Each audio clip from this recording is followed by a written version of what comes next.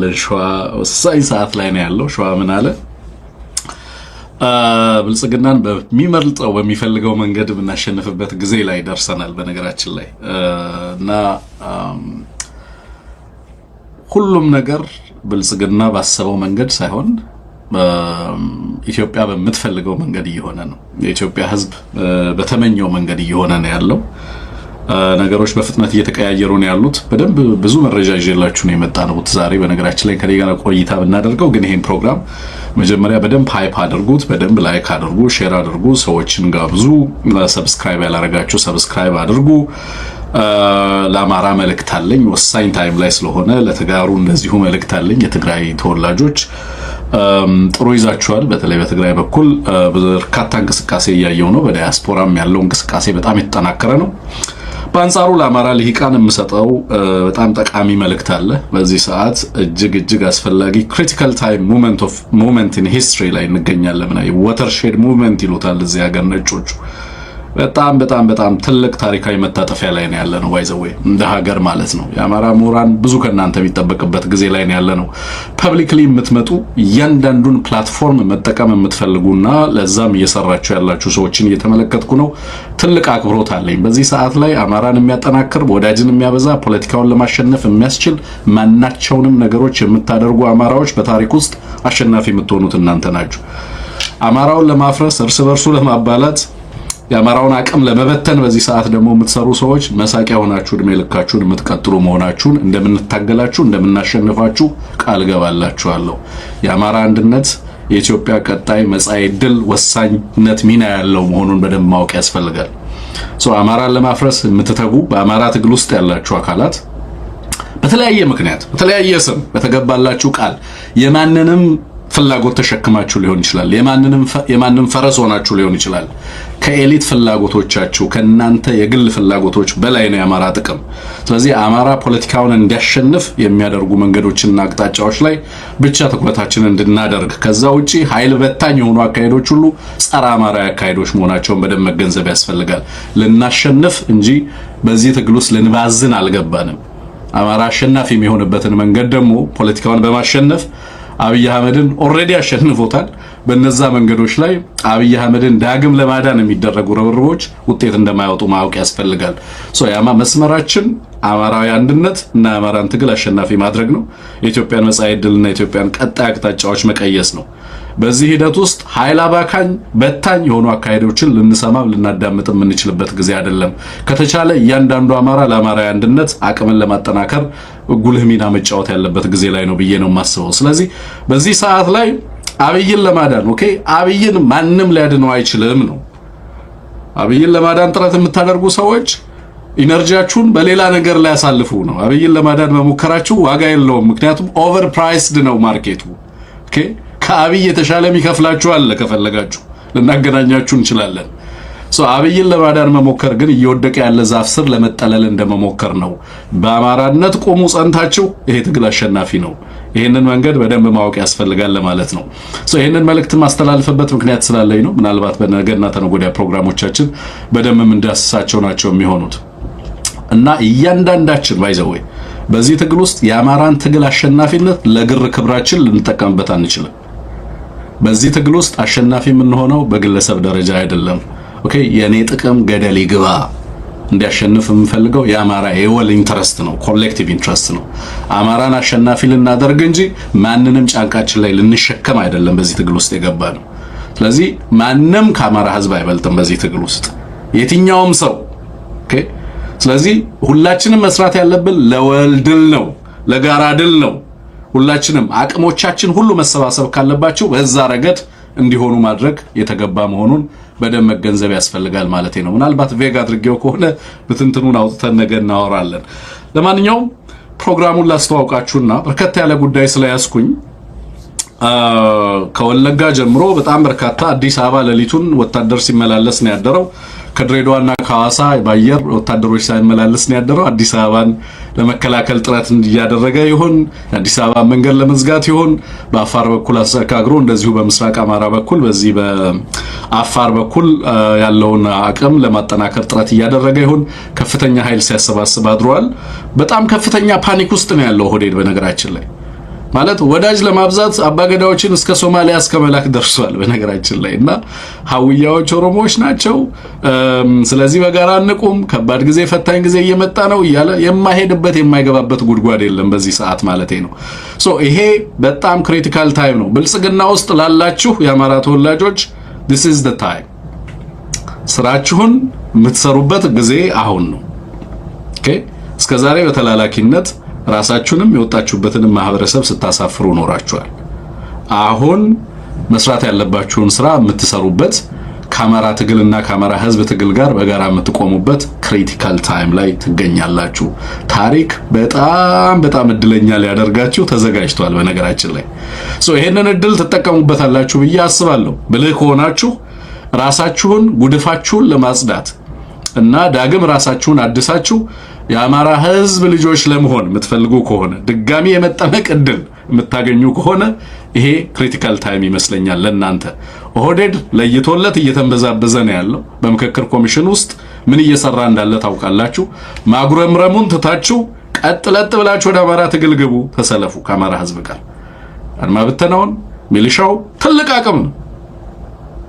ኦሬዲ የተደራጀ ኃይል አለ። የአማራ ትልቁ ሪል ፓወር ትልቁ አቅም ሃርድ ፓወሩ ፋኖ ነው። የፋኖ ኤግዚስት ማድረግ ነው። እናንተንም ከባርነት አድኗችኋል በነገራችን ላይ ብታውቁትም ባታውቁትም ቢገባችሁም ባይገባችሁም the mere existence of ፋኖ መሬት ላይ በመኖሩ ምክንያት እንኳን እናንተ የአማራ ህዝብ ትልቅ አቅም ምንድነው የአማራ ሪል ፓወር ብትሉኝ አሁን ላይ ሁለት ነገር ነው። አንደኛውን አልነግራችሁ፣ አንደኛው ግን የፋኖ አቅም መሬት ላይ የተፈጠረው አቅም ሁለተኛውን አቅም ልተወውና ማለቴ ነው። ስለዚህ በመንግስታዊ መዋቅር ውስጥ ያለው የተበተነው ጸረ አማራው ኃይል ጸረ አማራ ሆኖ የሌሎችን ፍላጎት ሲያገለግል የነበረው አሁን በምክክር ኮሚሽን ውስጥ ተጋላጭ ሆነ፣ ቨልነራብል ሆነ። ምንም ማስቆም አይችልም።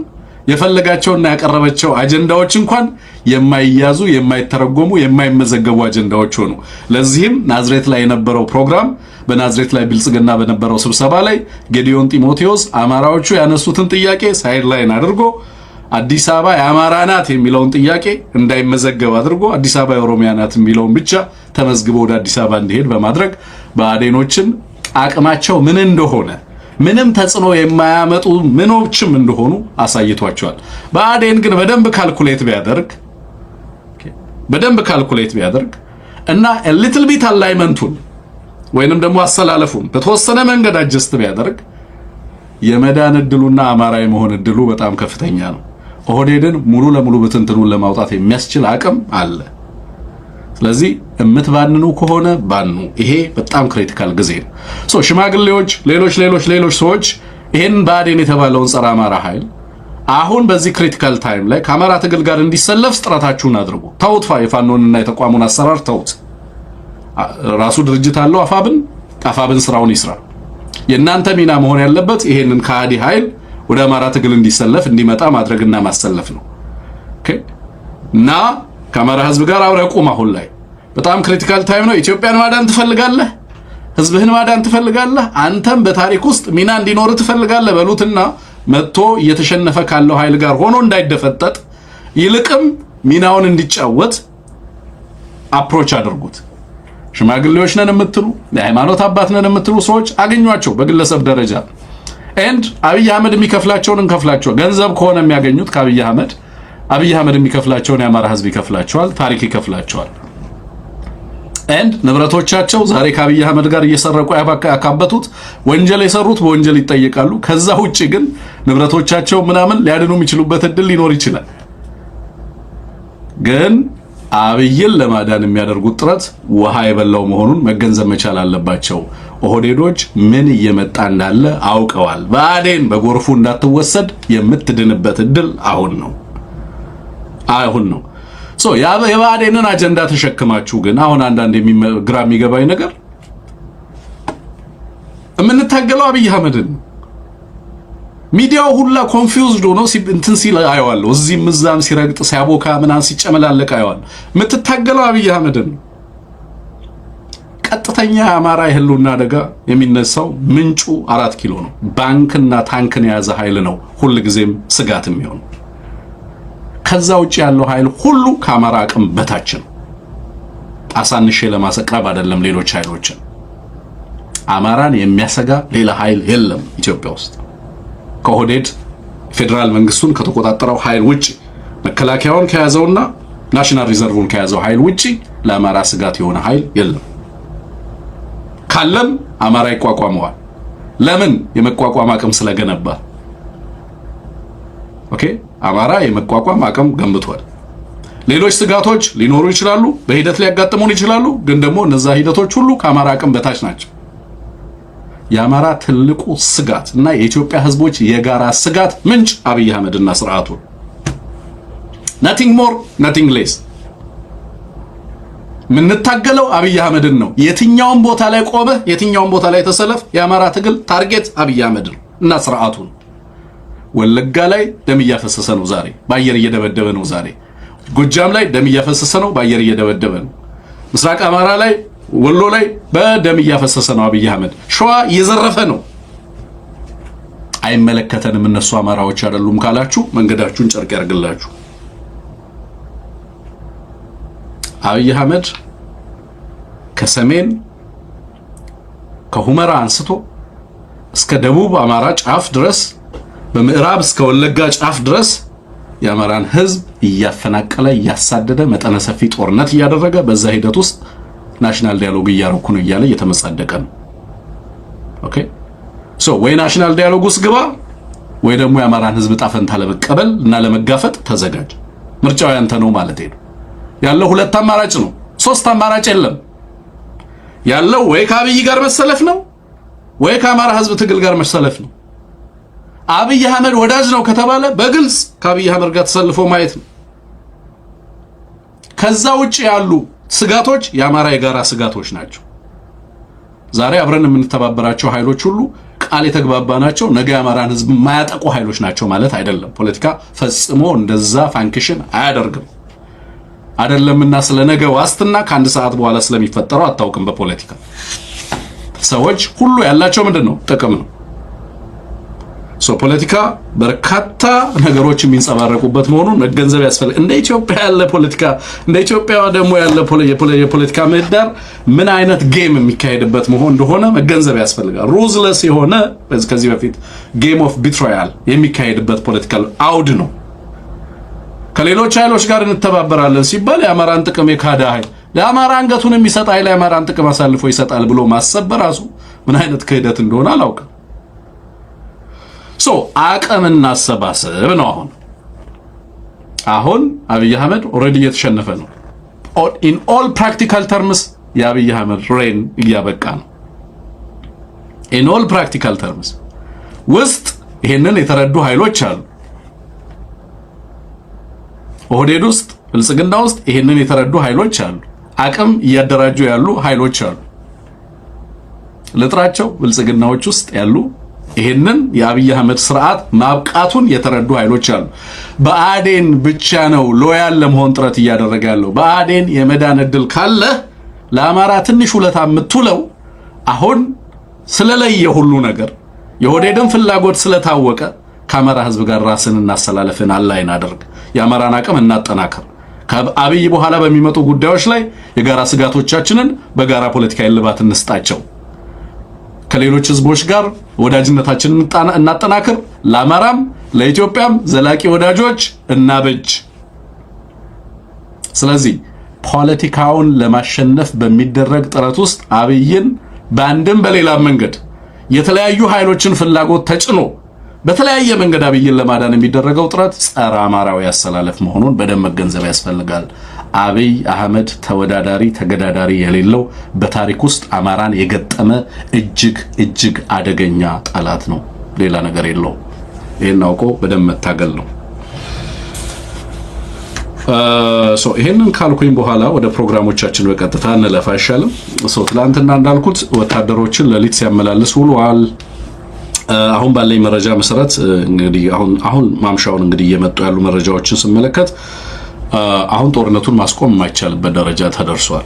በየትኛውን ጦርነት ኦሬዲ ጦርነቶች ውስጥ ነው ያለው። የትግራይ ሁኔታ was gray warfare ነው ስንለው የነበረው ኦሬዲ ጦርነት ነበር ግን በጣም ኮምፕሊት ኤስካሌሽን አልነበረም የነበረው ግን በሌሎች ፎርሞች የሚካሄድ ጦርነት ነበር የነበረው የትግራይ ህዝብ ሰላም ውስጥ ነበር ማለት አትችልም ባንክ የለውም ገንዘብ የለውም መውጣት አይችልም መግባት አይችልም መንቀሳቀስ አይችልም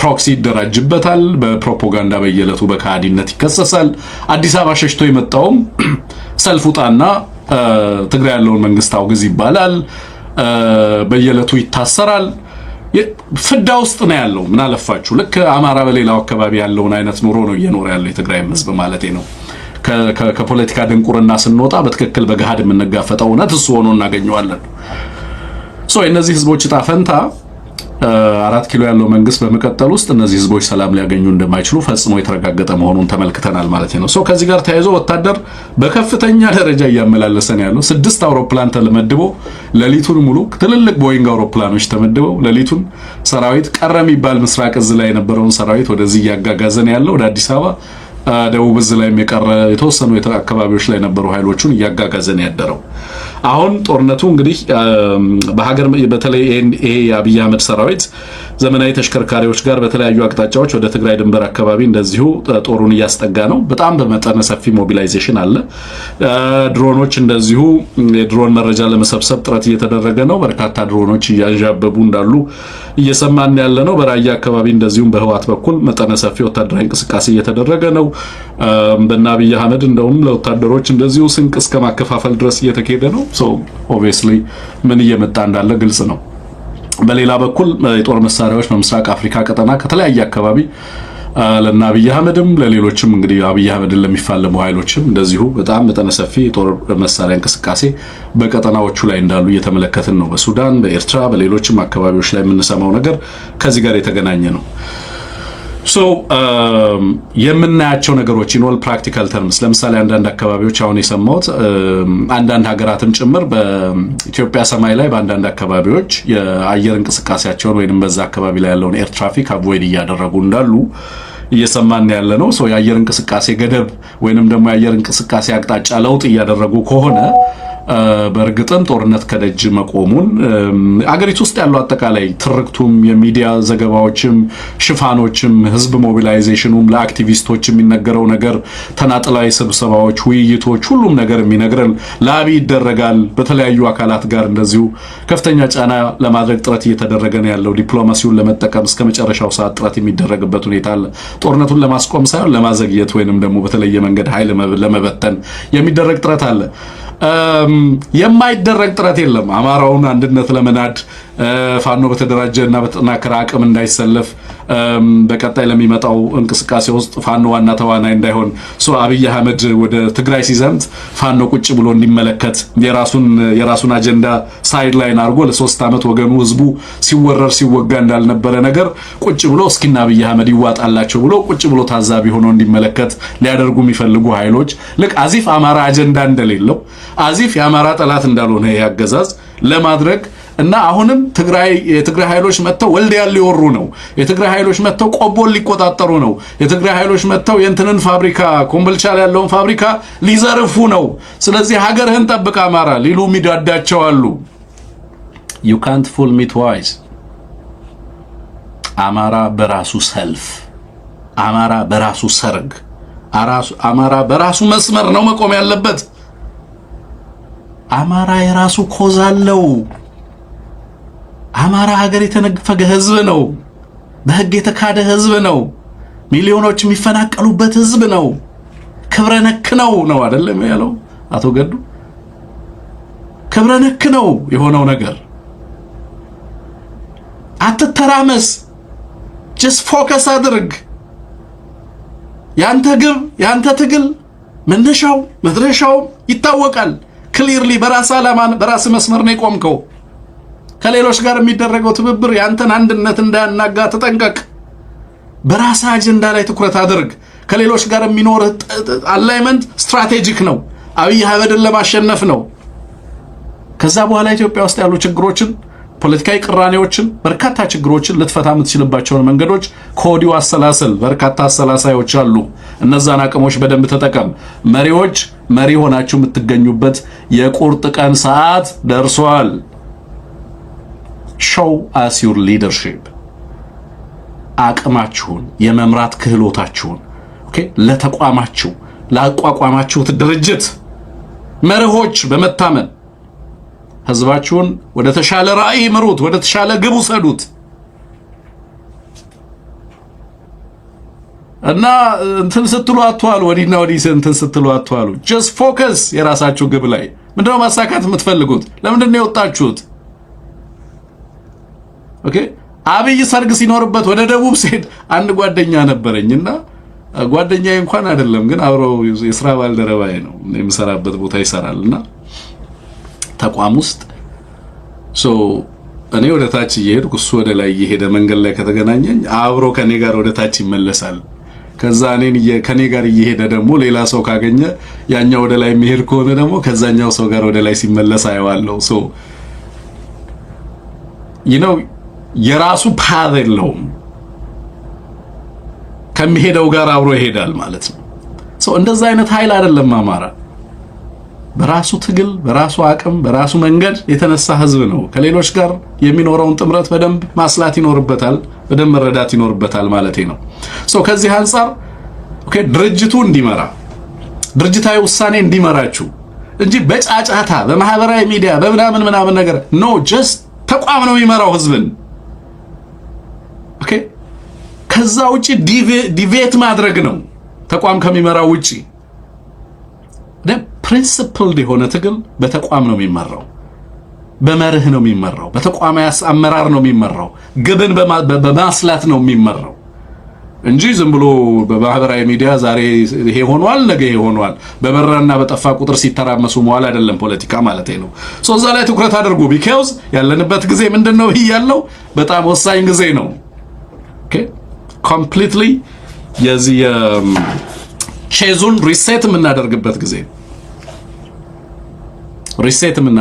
ጊዜ ነው ኢትዮጵያ ስትራክቸራል ሪሴት የሚያስፈልጋት ሀገር ነች ያ የመጣን ክሊርሊ ሱን እየተመለከትን ያለ ነው ስለዚህ ወደዛ እየተገባ ባለበት አማራ በጣም ግዙፍ ኃይል ነው by the way በጣም ትልቅ ኃይል ነው እነዚህ ኃይሎች ይሄ ትልቅ ኃይል በኢትዮጵያ ውስጥ የሚኖረውን ስትራቴጂክ እንትን ታሳቢ ያደረገ ትግል ነው እያደረገ ያለው በዚህ ረገድ አንድነቱን አቅሙን በደንብ አሟጦ ለመጠቀም የሚያስችለውን ስራ መስራት ያለበት ነው ሊደርሺፑ በዚህ ሰዓት ላይ በየለቱ ስብሰባ በየለቱ ውሳኔ በየለቱ ስራውንና አቋሙን እየገመገመ እየፈተሸ አቅጣጫዎችን እያስቀመጠ መሄድበት ጊዜ ይመስለኛል ያንን የአማራ ህዝብ ይጠብቃል እንደ ሚዲያ ይሄንን ነው መናገር የምችለው ነው በራያ አካባቢ በህዋት በኩልም እንደዚሁ መጠነ ሰፊ እንቅስቃሴ አለ የምግብ ዝግጅት ሌሎች ነገሮችንም እንደዚሁ በምስል ስመለከት ነበር የነበረው ይሄንን እንደ አንድ መረጃ ወደ እናንተ ለማድረስ ነው የምፈልገው ሐሳብ አስተያየቶቻችሁን እየጻፋችሁልን ነው ፕሮግራሙን ላይክ አድርጉት ለብዙዎች እንዲደርስ አድርጉት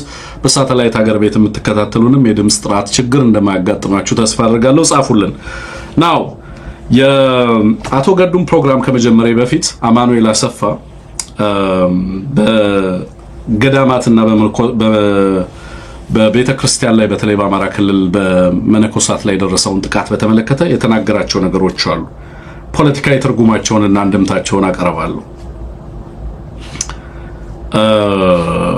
በዚህ ላይ ምንድነው የሚለው አቶ አማኑኤል ኦኬ ቅርታ እሺ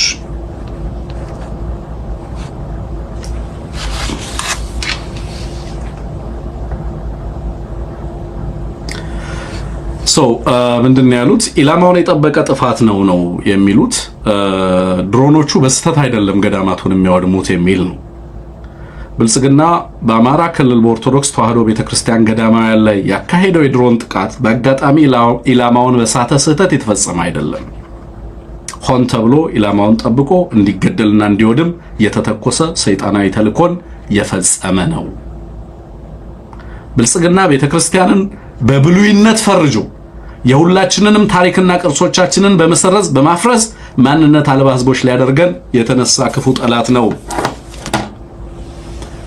this leadership እና ማኑኤል this is a complete game changer ነው by the way የህወሓት ፖለቲካል ናሬቲቭ ከዚህ በፊት በጣም ድንቁርና የተጠናወተው ነበር ኮሙኒኬት የሚደረግበት የኢትዮጵያን ፖለቲካ ናሬት የሚያደርግበት አግባብ፣ አማራውን ኮሙኒኬት የሚያደርግበት አግባብ በጣም በርካታ ችግሮች የነበሩበት።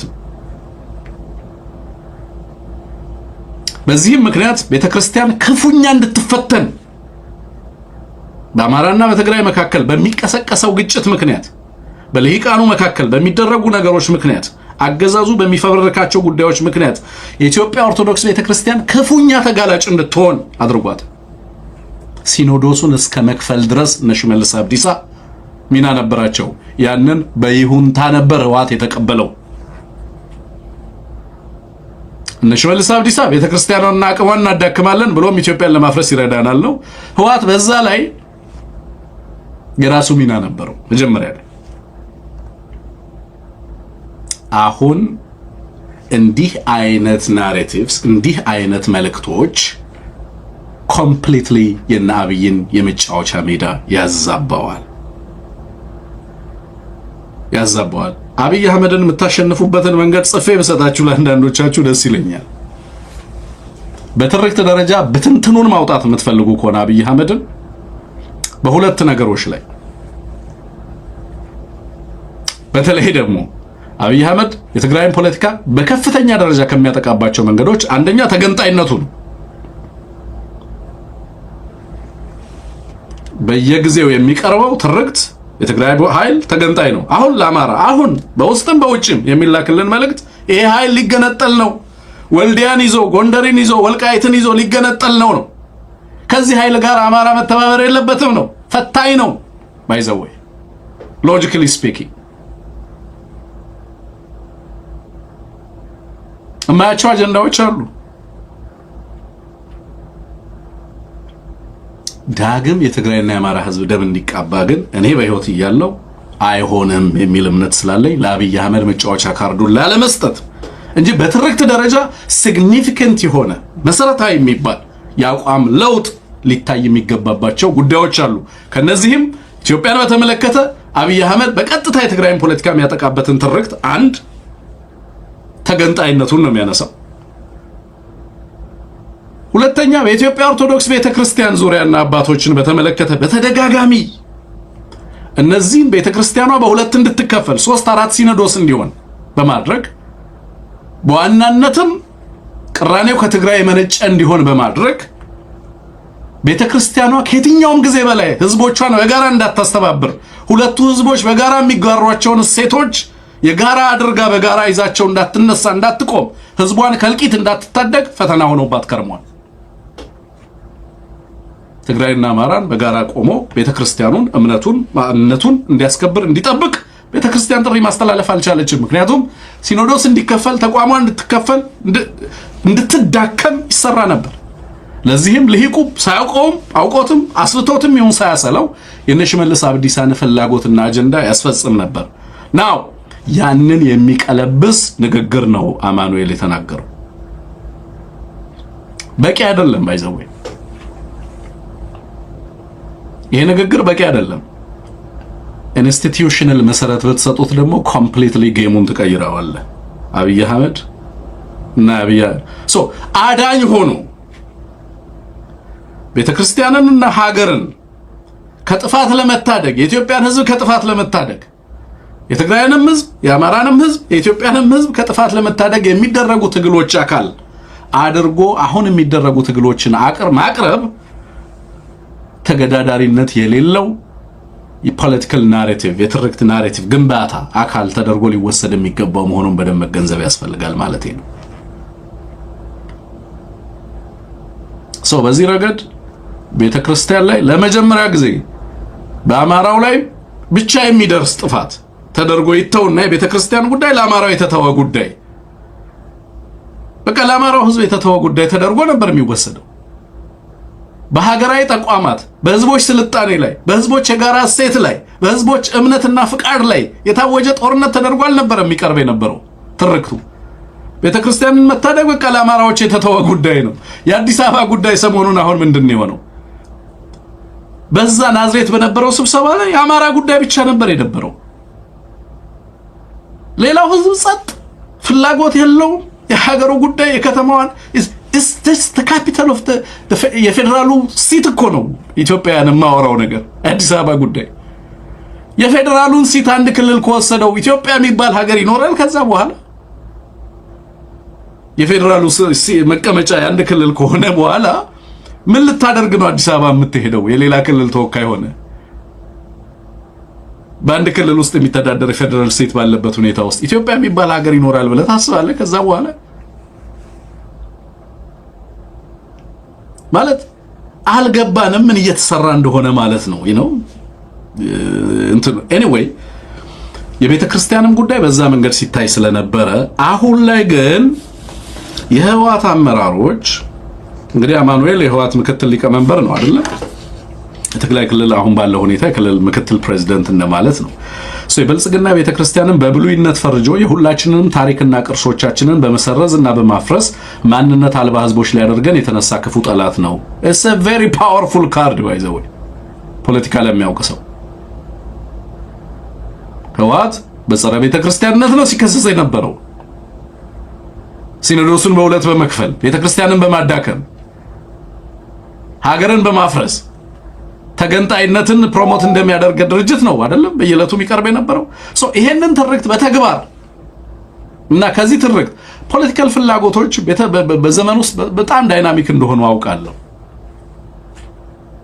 እና በራስ የራሱ ትርክት እስረኛም እንደሆነ ህዋት እገነዘባለሁ በተለያየ መንገድ ማለት ነው ግን በኢትዮጵያ ሉዓላዊነትና በቀጣይነትና በቤተ ክርስቲያን ላይ የሚይዛቸው አቋሞች በእጅጉ ለረጅም ጊዜ የተፈተነባቸው ጉዳዮች ለፕሮፓጋንዳ ሰለባ ጥቃት ሰለባ እንዲሆን አድርገውታል አማራን በተመለከተ የሚያነሳቸው ናሬቲቮች የህልውና አደጋ ስጋቱ የሚመነጨው ከአማራ ከያዛቸው ቦታዎችና ስፍራዎች እንጂ ከማዕከላዊ መንግስቱ የሚመጣ ጥቃት እንዳልሆነ አድርጎ ትርክቶችን በማቅረብ ከዚህ በፊት በአማራውና በትግራይ መካከል በልሂቃኑ መካከል ሊደረግ የሚፈልገውን መቀራረብ ዛሬም ሻዶ እንዲያጠላበት ጥላ እንዲያጠላበት የሚያደርጉ ንግግሮች በተደጋጋሚ ይነገሩ ነበር አሁንም ባይዘው እነዛ ንግግሮች በመካከለኛው በታች ባለው ሰራዊት ምናምን አካባቢ ሲነገሩ ይሰማል በአማራው በኩል ለትብብር ያሉ ነገሮች በቆራጥነት በአደባባይ ዋጋ የሚያስከፍሉ ሆነውም ጭምር በሁለቱ ህዝቦች መካከል ዳግም ጦርነት እንዳይቀሰቀስ ለአብይ አህመድ የሚዋጋ አማራ እንዳይኖር ለማድረግ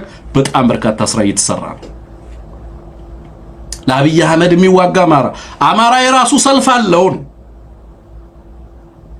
ራሱንም ማዳን ጎረቤቱንም ማዳን ሀገሩንም ማዳን የሚችልበት አቅምም አለው ስለዚህ ለራስ ጉዳይ ቁም አማራ ለአብይ አህመድ ስልጣን የምትቆምበት ዘመን አብቅቷል ድጋሚ ለአብይ አህመድ እታገላለሁ ካልከ ግን መርሰነሪ ነህ ተላላኪ ነህ ምርጫ ነው ምንም ልናደርግህ አንችልም ለአብይ አህመድ ግን ደግሞ ተቋማት ሃይማኖት አባቶች የሀገር ሽማግሌዎች ሊያወግዙትም ይገባል ለአብይ አህመድ ድጋሚ የሚዋጋ ራስን ተከላከል እኛ ልንወጣ ነው እያለ አማራ ላይ ሲያሽሟጥጥ የነበረ ኃይል ድጋሚ አማራን ህዋት መጥቶ ሊወስድብህ ነው እያለ ሊቀሰቀስ ሲሞክር ልትስቅበት ይገባል አማራ የራሱ አጀንዳ አለው ይሄ ትውልድ ለአብይ አህመድ የሚላላክ ወታደር አይደለም ኦኬ አርበኛ እየተባለ ለተነሳውና ለወረደ ሁሉ አማራ በምስራቅና በደቡብ የሚሮጥበት ዘመን አይደለም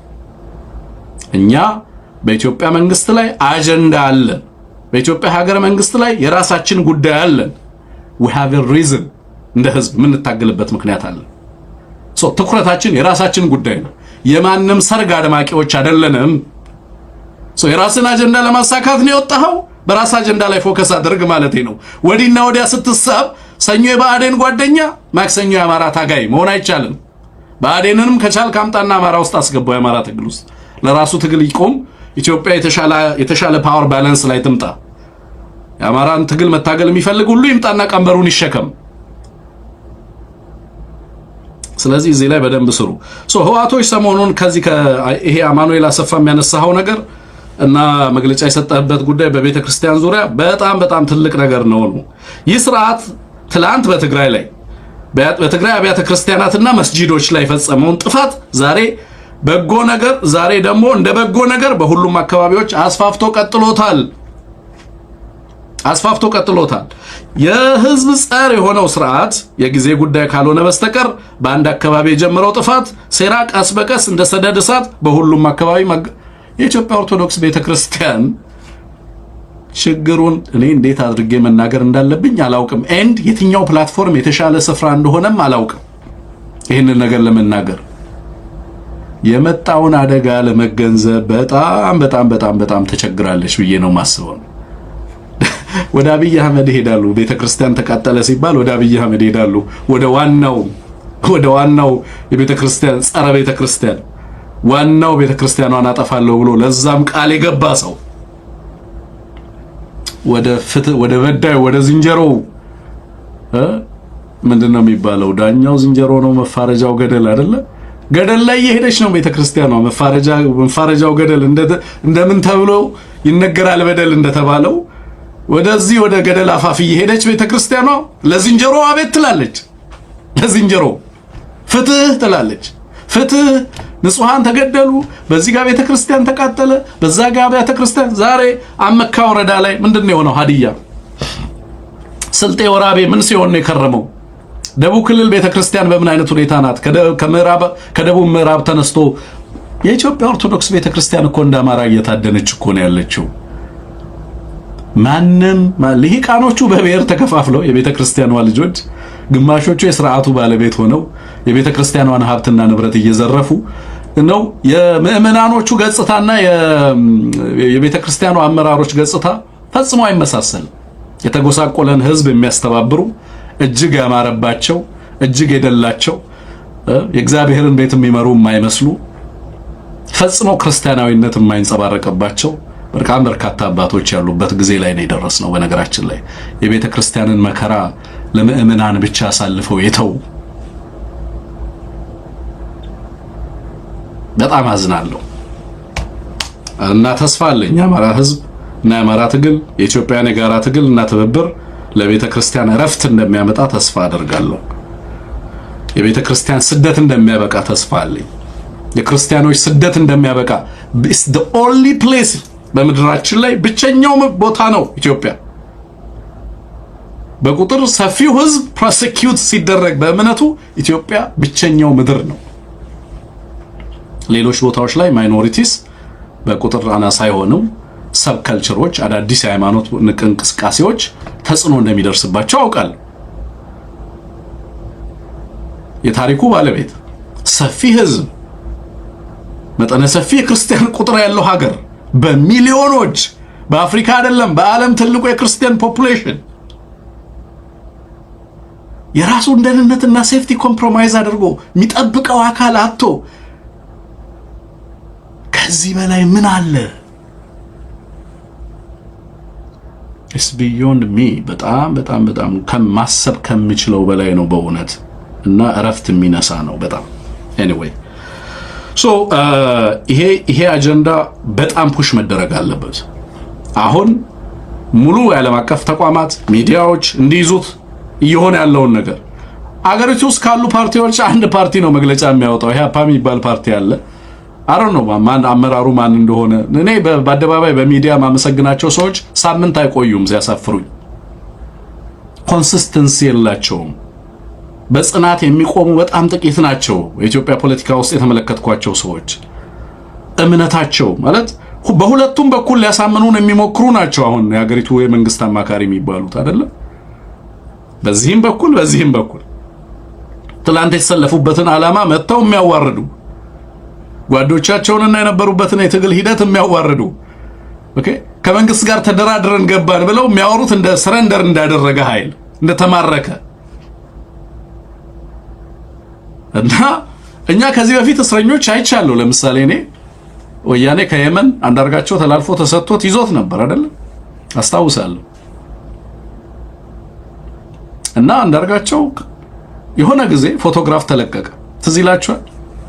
ኤክስፕረስ ዌይው ከአዲስ አበባ ወደ ናዝሬት የሚወስደው ኤክስፕረስ ዌይ ተጠናቀቀ ተብሎ እሱን እየጎበኘ አውጥተውት አየህ ልማት እያመጣን ነው ሀገሪቱ ላይ ብለው አሳይተውት እንደነበር እሱን በመጻፉ ተርኮታል። ግን ከተያዘ በኋላ አንዳርጋቸው ድካም ነው የሚሰማኝ ሲል ብዙ ቀደምት ኢትዮጵያውያን በነገራችን ላይ ግን ለሚያምኑበት ዓላማ የሞት ፍርድ የሚፈረድባቸው ወጥተው ሲንበዛበዙ አላየንም። ማለት በጣም ኮራፕት ኤሊት ያየሁት አሁን ነው። በጣም ኮራፕት የሆኑ ልሂቃንን የምመለከተው ማለት ነው። ይወጡና ሰኞ እዚህኛው ትግል ላይ ታያቸዋለህ፣ ማክሰኞ እዛኛው ትግል ላይ ሆነው ከዛ በኋላ በዛው ኢነርጂ በዛው ፓሽን ከዛ ሳይድ ደግሞ ሲሞግቱ ታያለህ። እንዴ ከዚህ በፊት የምናውቃቸው ኢትዮጵያውያን ነው ላመኑበት ዓላማ እስከ መጨረሻው ድረስ መስዋዕትነት ሲመጣ እሱን እስከ መቀበል ድረስ ይሄዳሉ። ምክንያቱም ዓላማቸው ያመኑበት ጉዳይ ነው ትግል ላይ ያወጣቸው። ስለዚህ ያ ትግል ከግብ እስኪደርስ ትግሉን የተሸከሙ ጓዶቻቸውን ያበረታታሉ በጽናት። አሁን ኮምፕሊትሊ አባንደን አድርገው ዛሬ በነገራችን ላይ እንትን ይዞት የወጣው አፍሪካ ኮንፊደንሻል ጌታቸውን በተመለከተ ጌታቸው ረዳን በተመለከተ በጣም ሰፊ መጣጥፍ ይዞ ወጥቷል። how uncomfortable it is ለጌታቸው ምን ያህል ከባድ እንደሆነ አሁን ያለበት ሁኔታ እና ሰን very uncomfortable ነው የሚለው። ከባድ unlikely አላይ ነው የሚለው። ለአብይ አህመድ ስር ሆኖ ጌታቸው ለመስራት በጣም የተቸገረበት የዓለም አቀፍ ማህበረሰብ ሁሉ ጭምር ጌታቸው ለማጥናትና ለመረዳት ጥረት እያደረገ እንዳለ ነው አሁን በዚህ አርቲክል ላይ የምመለከተው። እንዴት ከባድ ሁኔታ ውስጥ እንዳለ በእውነቱ vulnerable ሆኗል ነው የሚለው። ተጋላጭ ሆኗል። ምክንያቱም ከነበረበት ፖለቲካል ቤዝ ከነበረው ማህበራዊ መሰረት ነቅሎ አምጥቶታል። ስለዚህ ባዶ ነው አሁን ጌታቸው አዲስ አበባ ላይ። አብይ ምንም ሊያደርገው ይችላል። በነገራችን ላይ እንደ ጌታቸው አይነት ሰዎች ላይ አብይ አሳሲኔሽን ይፈጽማል። ባይዘዌ በጥንቃቄ ነው ይሄንን ማነሳው እንዲጠነቀቅ ነው። ምክንያቱም vulnerable ናቸው። ለፖለቲካ ካርድ ይጫወትባቸዋል። ምክንያቱም ህወሓት ላይ ወጣችሁ ተናገሩ ካላቸው በኋላ ህወሓት ይሄንን አደረገ ብሎ ህዝብ ሊቀሰቅስባቸው ይጠቀማል አብይ አህመድ። እነሱን እንትን አድርጓቸው ማለት ነው። ተጋላጭ ናቸው ባይዘዌ እንደነዚህ አይነት ሰዎች። I feel sorry for him. I know choice ነው ምርጫው ነው። ግን እንደዚህ አይነት ሰዎች ፖለቲካሊ vulnerable ናቸው። የፖለቲካል ሱሳይድ በጣም ቪክቲሞች ናቸው ባይዘዌ እንደዚህ አይነት ሰዎች። ማህበራዊ መሰረት የላቸውም። መጀመሪያ ከመሰረታቸው ይነቅላቸዋል። ከመሰረታቸው ከነቀላቸው በኋላ መንቀል ብቻ አይደለም ኮንቲኒየስሊ ያጋጫቸዋል። ቫዮለንትሊ ነው የሚያጋጫቸው። ውጡ፣ ተናገሩ፣ አውግዙ፣ እንደዚህ በሉ። አሁን ክንደያ የሰጠውን እንትን እየተመለከትኩ ነበር። he seems ቴክኖክራት ነው የሚመስለው ክንደያ፣ ፖለቲከኛ አይመስለኝም። ከንግግሩ ስሰማ ሪፖርተር ላይ ያየሁት ነበር እና እዛ ላይ ሳየው ክንደያ አንኮምፎርታብል የሆነ ሁኔታ ውስጥ እንዳለ you can tell። ፈታኝ ሁኔታ ውስጥ ነው የገቡት። በቃ እዚህ ከመጣችሁ ተናገሩ፣ ውጡና ለኦህዴድ ያላችሁን ታማኝነት ካላሳያችሁ በስተቀር አናምናችሁም ነው ኦህዴድ ያዘው አቋም። ስደቡ፣ የመጣችሁበትን ማህበረሰብ የነበራችሁበትን ትግል አዋርዱ። ለዚህ እኮ ነው ከአብይ አህመድ ጋር ድርድር ማድረግ አትችልም። ባይዘው ሰረንደር ማድረግ ነው የምትችለው። ፓውሎ ፌሬራ የሚባል አንድ ብራዚላዊ ሶሲዮሎጂስት አለ እና አንድ ኦፕሬሰር፣ አንድ ጨቋኝ አንድ ሰው ጋር አንድን ሰው ወደ ሰላም ስምምነት ሲጠራ ዲያሎግ እናደርግ ብሎት አይደለም የሚጠራው። ኦፕሬሰር ሲጠራ ሰላም ነው፣ የሰላም ኦፈር ሲያደርግ ሰረንደር አድርግ እያለ ነው የሚል። ሶ ለአብይ አህመድ ፕሪቶሪያ ተርምስ ኦፍ ሰረንደር ነው። ኢትስ ኖት ተርምስ ኦፍ ፖለቲካል አግሪመንት አይደለም። ይኸውላችሁ ስምምነቶች ግጭትን ወደ ዘላቂ ሰላም አሸጋግረው ፖለቲካዊ ድልን ነው የሚያጎናጽፉት። ከአብይ አህመድ ጋር የሚስማሙት ሁሉም በነገራችን ላይ በጥሩ ዋጋ ተገዝተው ሰረንደር የሚያደርጉ ኃይሎች እንጂ ወደ ፖለቲካል ሰትልመንት የመጡ ልሂቃን አይደሉም። ሶ አብይ አህመድ አንተ ጋም እኔ ጋም ሌላም ጋር ሽማግሌ ከላከ የሚልከው ምን ብሎ ነው? ግባ፣ የምትፈልገው ይደረግልሃል ነው የሚል። አዚፍ you don't have የጋራ ኮዝ እንደሌለ፣ ህዝባዊ አጀንዳ እንደሌለ። ከዛስ በተናጠል አንተን ይገዛሃል። ከተገዛ በኋላ ከማት እንጠላለ ከነበረ ማህበራዊ መሰረት ትነጠላለ። ከማህበራዊ መሰረት ተነጥለ ግን ተገዝተ ሄደ እዛ ዝም ማለትና ቁጭ ብለ አትበላም። ልክ እንደ እግር ኳስ ተጫዋች ነው። በትራንስፈር ዋጋ ነው የምትገዛው። ከተገዛ በኋላ ለአብይ መጫወት አለው። ለአብይ አህመድ መጫወት ደግሞ is really painful። የነበርክበትን ማዋረድን ይጠይቃል። ዞረ ህዝብህን መስደብ ይጠይቃል። የመጣህበትን የህዝብህን ትግል የጓዶችህን መስዋዕትነት ማዋረድን ይጠይቃል። ያ አንኮምፈርተብል ነው። ህግ ለተማረ ሰው፣ ሎጂክ ለሚያውቅ ሰው፣ ፖለቲካል ፊሎሶፊን ሞራል ፊሎሶፊን ላጠኑ ሰዎች ከባድ ነው። ራስንና በዛ ጊልት ማይንድ ውስጥ መኖር በጣም ከባድ ነው። ኤንድ አፍሪካን ኮንፊደንሻል ስለ ጌታቸው ይዞት የወጣው ጽሁፍ ዛሬ ይሄንን ነው የሚነግረን። እንዴት እንደተጠቀመበት አብይ አህመድ እንዴት ቨልነራብል እንዳደረገው። ይሄን ቨልነራቢሊቲ አብይ አህመድ ለሌላ ፖለቲካ ፍጆታ ሊጠቀመው ይችላል ነው የኔ መከራከሪያ። ነገ የሆነ ነገር አድርጎት አማራዎች ገሌን እንደዚህ ያደረጉት እንዳለው ልክ ሰዓረን እናምባቸውን ገደለ እናሳምነውን ገደለ። ከዛ በኋላ መጣና ደግሞ አዲስ አበባ ላይ ያሉትን ገደለ። አማራዎች መፈንቅለ መንግስት ሊያደርጉብኝ ብለው ፌደራል ላይ መጣው አለ። መፈንቅለ መንግስት ሊያደርጉ ፊልድ ማርሻሉን የዛኔ እንኳን ፊልድ ማርሻል አልነበረም ጀነራሉን ገደሉት ብሎ ሰዓረንም አብሮ መስዋዕት አድርጎ አቀረበው። ጌታቸውን ልክ ሪሜምበር አማራ ክልል የገደለውን ባለስልጣን ስሙን አስታውሱኝ። ደብረ ብርሃን ቤተሰብ ጠይቆ ሲመጣ አብይ አህመድ የገደለው ባለስልጣን ማን ነው ስሙ? ጻፉልኝ ስሙን። ሸዋ ላይ ተገደለው ማለት ነው። አማራ ክልል ለመግባት አብይ አህመድ እንደ ፕሪቴክስት ነው የተጠቀመው። ዝም ብሎ ከመግባት ባለስልጣናቶችን ሃይ ሌቭል አሳሲኔሽን እያደረገ ነው ፋኖ አለና እሱን ገሎ ገባ። እሱ ትንሽ ነቃ ብሎ መናገር ጀምሮ ነበር። አማራውንም መናገር ገልመጥ ማድረግ ጀምሮ ነበር። ያው እንግዲህ በተሰው ጓዶች የአማራ ልጆች ላይ መናገር ትክክል ነው ብዬ አላስብም። ነው ላይክ ምንም እንኳን ነው ላይክ ብዙ የምንጠየፋቸው ነገሮች ቢኖሩም ይናገር የነበራቸው ነገሮች መጀመሪያ ከማህበረሰቡ ነጥሎታል። ስደብ እያለው ፋኖን ስደብ፣ ህዝቡን ስደብ፣ ውጣ፣ ፌደራል ላይ ያመጣሃለው፣ ክልሉን አንተ ቀጣዩ የክልሉ ፕሬዝዳንት አንተ ነህ ብሎ ተነግሮታል። ባይዘው የክልሉ ፕሬዝዳንት እናንተ ሸዋ ትጨቆናላችሁ። አማራ ክልል ውስጥ እኮ መቼ ነው የክልል ፕሬዝዳንት የምትሆኑት? ክልሉ ስልጣኑን የሚይዙት እኮ ከንተንና ከንተን የሚመጡ ናቸው አብዛኞቹ ብሎ ነግሮታል። አንተ ነህ የምትሆነው ብሎታል በተናጠል። ግርማይ ሽጥላ ቴንክ ዩ ክልል ፕሬዝዳንት ሆናለህ ተብሎታል። ተናገር፣ ክልሉ ልዩ ኃይሉን ትጥቅ አስፈታ፣ ፋኖን ስርዓት አስይዝ።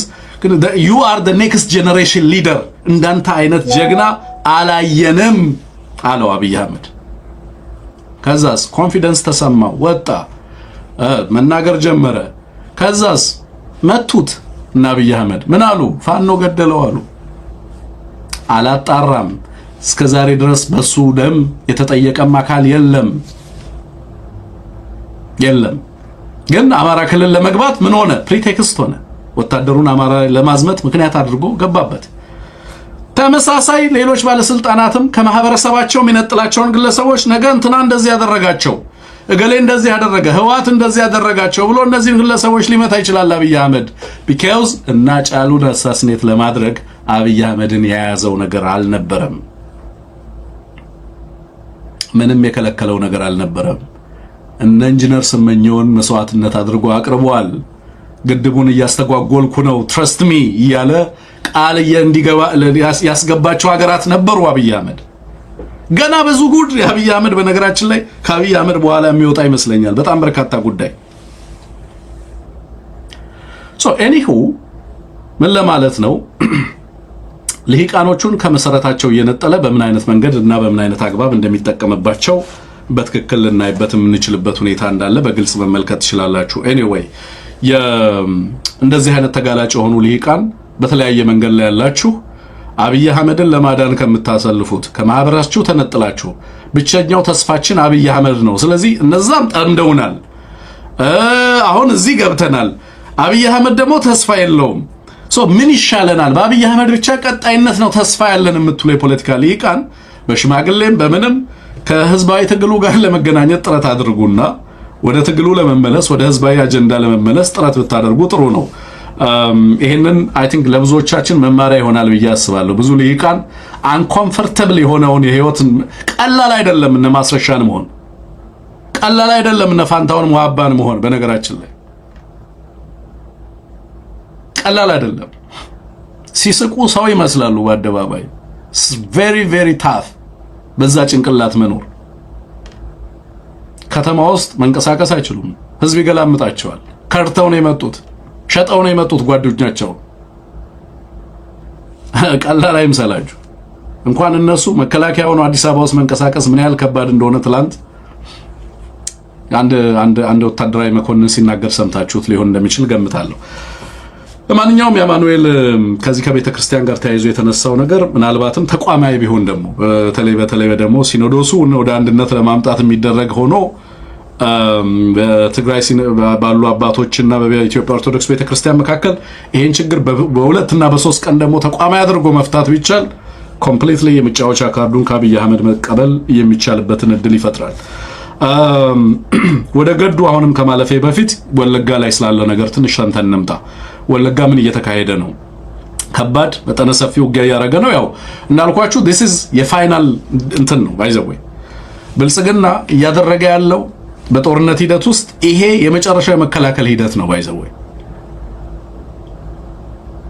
ዝም ብዬ አይደለም የምለው አለኝ የሚለውን አቅም አስተባብሮ በሁሉም ከምዕራብ አንስቶ እስከ አማራን አጠቃላይ እንደዚህ ትልቅ እንትን ውስጥ ከቀለበት ውስጥ ከቶ መጠነ ሰፊ እንቅስቃሴ ነው እያደረገ ያለው። በወለጋ ከባድ ውጊያ ነው ያለው። የአየር ድብደባ ላለፉት ወራቶች ውስጥ ስናገር ነበር አይደለም ይሄ በቀን 47 50 የአየር ድብደባዎች የሚደረጉባቸው ነበር የነበረው። አሁንም ወለጋ ያለውን ነገር ትንሽ እንስማ። ስልክ ደውለን ነበር።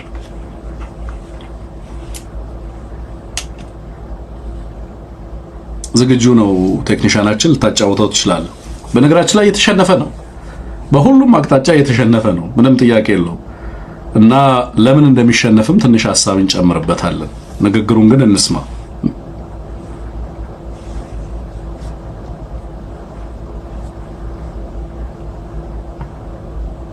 አለን ቴክኒሻኖቻችን ይሰማል። እየጠበቅን ነው ያለነው። እሺ ከስልካችን አጫውተዋለሁ እንደዛ ከሆነ። ጤና ይስጥልን። እንዴት ነህ ፕሮፌሰር? እኔ ሰላም ነኝ እግዚአብሔር ይመስገን። አሁን ሰሞኑን አጠቃላይ ወለጋ ላይ የሆነ ያለው ያው የተለመደው ነው። ጠላት እኛ በተቆጣጠርናቸው ቀጠናዎችም እና አማራው በሚበዛበት አካባቢ ሁሌም ቢሆን ይሰማል በጅምላ እነዚህ ከባድ መሳሪያዎችን በመተኮስ የተለመደ የሽብር ስራውን እና ንጹሃንንም ጭምር የማንገላታት የመጨፍጨፍ ከፍተኛ ጭንቀትና ስጋት ውስጥ በመክተት ያው ስራውን እንደቀጠለ ነው። እኛ ደግሞ በተቃራኒው ይሄን ነገር እኛም ለማረጋጋት ህዝቡንም ለመጠበቅና ጠላት ተደራጅቶ የሚሰራውን ስራ የማክሸፍ ስራ እየሰራን ነው። እንግዲህ በዚህ ለሶስት ቀን በዘለቀው ውጊያ ዛሬ ድረስ ማለት ነው በ15 16 እና 17 ማቱን ውጊያዎች ነበሩ ለሶስት ቀን ለሶስት ተከታታይ ቀናት እና በሁሉም ግንባሮችና በሁሉም ውሎች ሶስት ቀን ውሎ ከፍተኛ የሆነ ድል ተቀዳጅቷል ማለት ነው። የኛ ኃይል አሁንም ያለው ነገር በጣም ጥሩ ነው። እውነት ነው። ብዙ የአጠቃላይ በ15 የተደረገው ውጊያ ተዘግቧል። የትናንትና በ16 እና የዛሬው ገና አየር ላይ አልዋለም። በዚህ መሀል ብዙ ምርኮ ተደርጓል። የሰብአዊም በቁሳዊ ምርኮ ተገኝቷል። ከፍተኛ የሆነ ጠላት ላይ ጠላት መደምሰስ ተችሏል። እና በርካታ አካባቢዎችንም መያዝ መቆጣጠር ተችሏል በተጨማሪ። ስለዚህ እነሱ የራሳቸውን ቀጠና ለማስፋት እኛ የነበርንበትን ቀጠና ለመያዝ አስበው ነበር የተንቀሳቀሱ። ነገር ግን እኛ ቀጠናው ላይ አካባቢው ላይ ባሉ ሊመጋገቡ የሚችሉ 4 ክፍለ ጦሮችን ጭምር በማጣመር ውጊያውም ያደረግነው።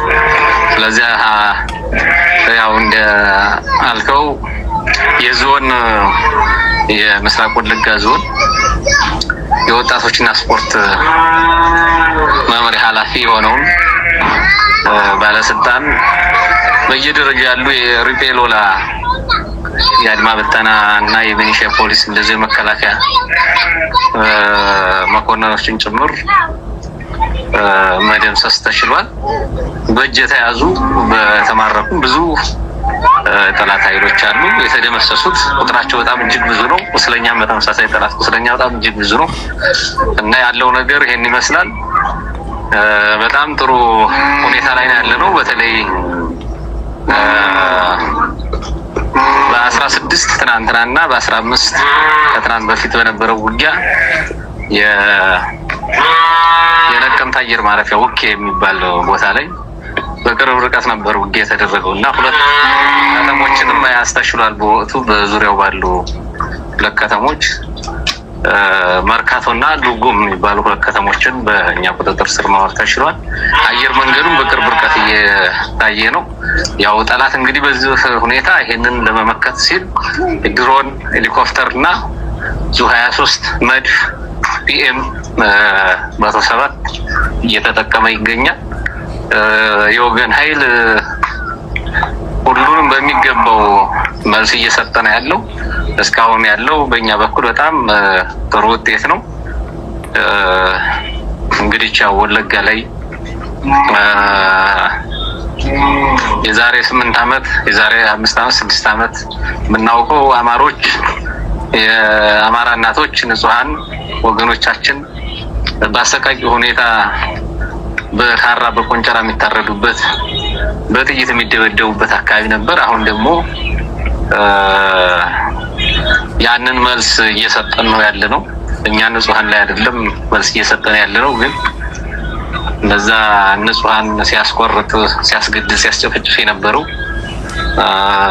ያገዛዙ በመሆኑ ያገዛዙ ስፖንሰር በሚያደርጋቸው አካላት ስለነበር ይሄን አገዛዝ ለአንዴና ለመጨረሻ ጊዜ ለአማራ ሕዝብ ያለውን ጥላቻና ክፋት በአግባቡ ስለምንረዳ እሱን የማዳከም አገዛዝ ለአንዴና ለመጨረሻ ጊዜ ለመጣል አስፈላጊውን ስራ እየሰራ ነው የምንገኘው። እንግዲህ በዚህ ስራ ሂደት ውስጥ አንዱ እነዚህን ቦታዎች እየተቆጣጠሩ ጠላትን በሚገባ እየደመሰስ የስነ ልቦናም የጦርም የበላይነት በማሳየት እንደቀጠለ ነው ያለኝ ኃይል። ይሄን ይመስላል። ፕሮፌሰር አመሰግናለሁ። ሰማችሁት? ወለጋ ላይ አብይ አህመድ በጣም በርካታ ኃይል ነው ያሰማራው። በጣም በርካታ ያልገባ ኃይል የለም። ጥምር ጦር፣ መከላከያ፣ ሪፔሎላ፣ ጋቸና ሲርና፣ ፖሊስ ያዳ፣ ሚሊሻ ያልገባ ኃይል ምድሩ ረመጥ ሆኖበታል። ማሸነፍ አይችልም ይሄን ጦርነት። ዝም ብሎ ለጉራ አይደለም የምለው ነው። አብይ አህመድ በቀደም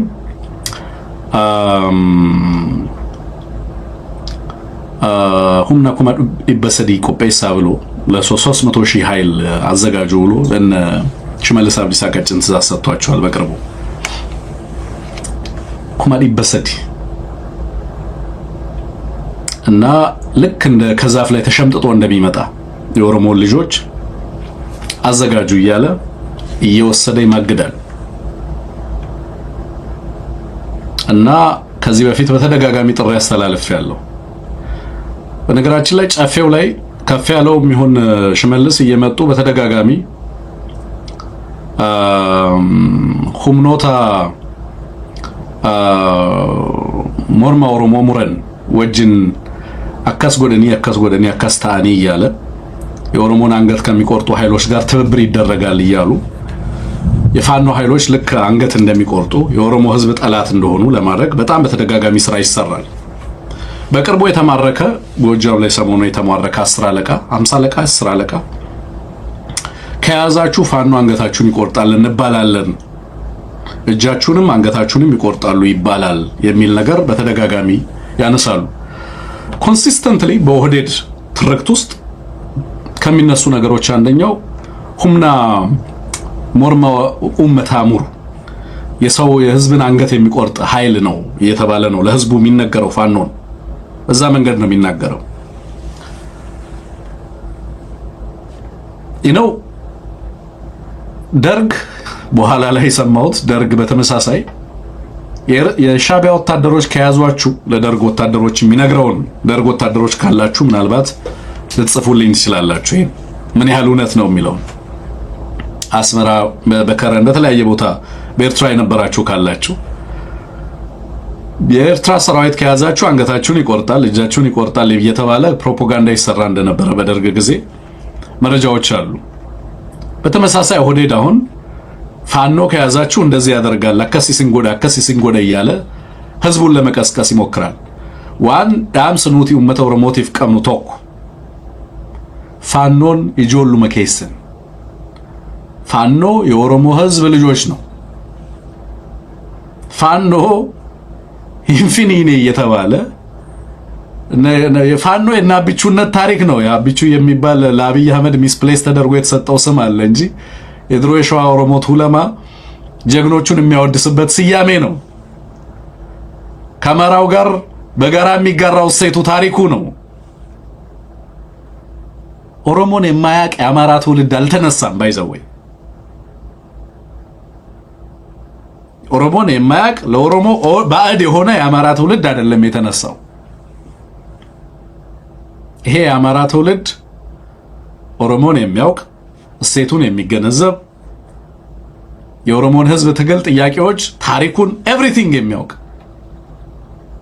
ኤቭሪቲንግ ኢን ኤንድ አውት የኦሮሞን ጥያቄ ማይኒ ጋፊን ሲያሳ ኦሮሞ የሚለውን አንድ በአንድ ኳንቲፋይ የምናደርግ ኳሊፋይ የምናደርግ ነን። አማራ ኦሮሞን ኦሮመን ጀዲን የሚል ማህበረሰብ ነው። አማራ ኦሮሞ ባዕድ ነው አይልም። አማራ አብሮት የሚኖረው ህዝብ ነው። ኦሮሞን ፊራ ነው የሚለው፣ ፊራ ነው የሚለው፣ ቤተሰብ ነው የሚለው፣ ዘመድ ነው የሚለው።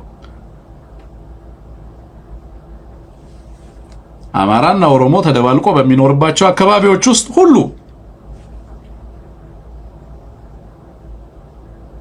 እና ጃላ ነው የሚለው፣ ወዳጅ ነው የሚለው፣ ጃላ ፊራ ነው የሚለው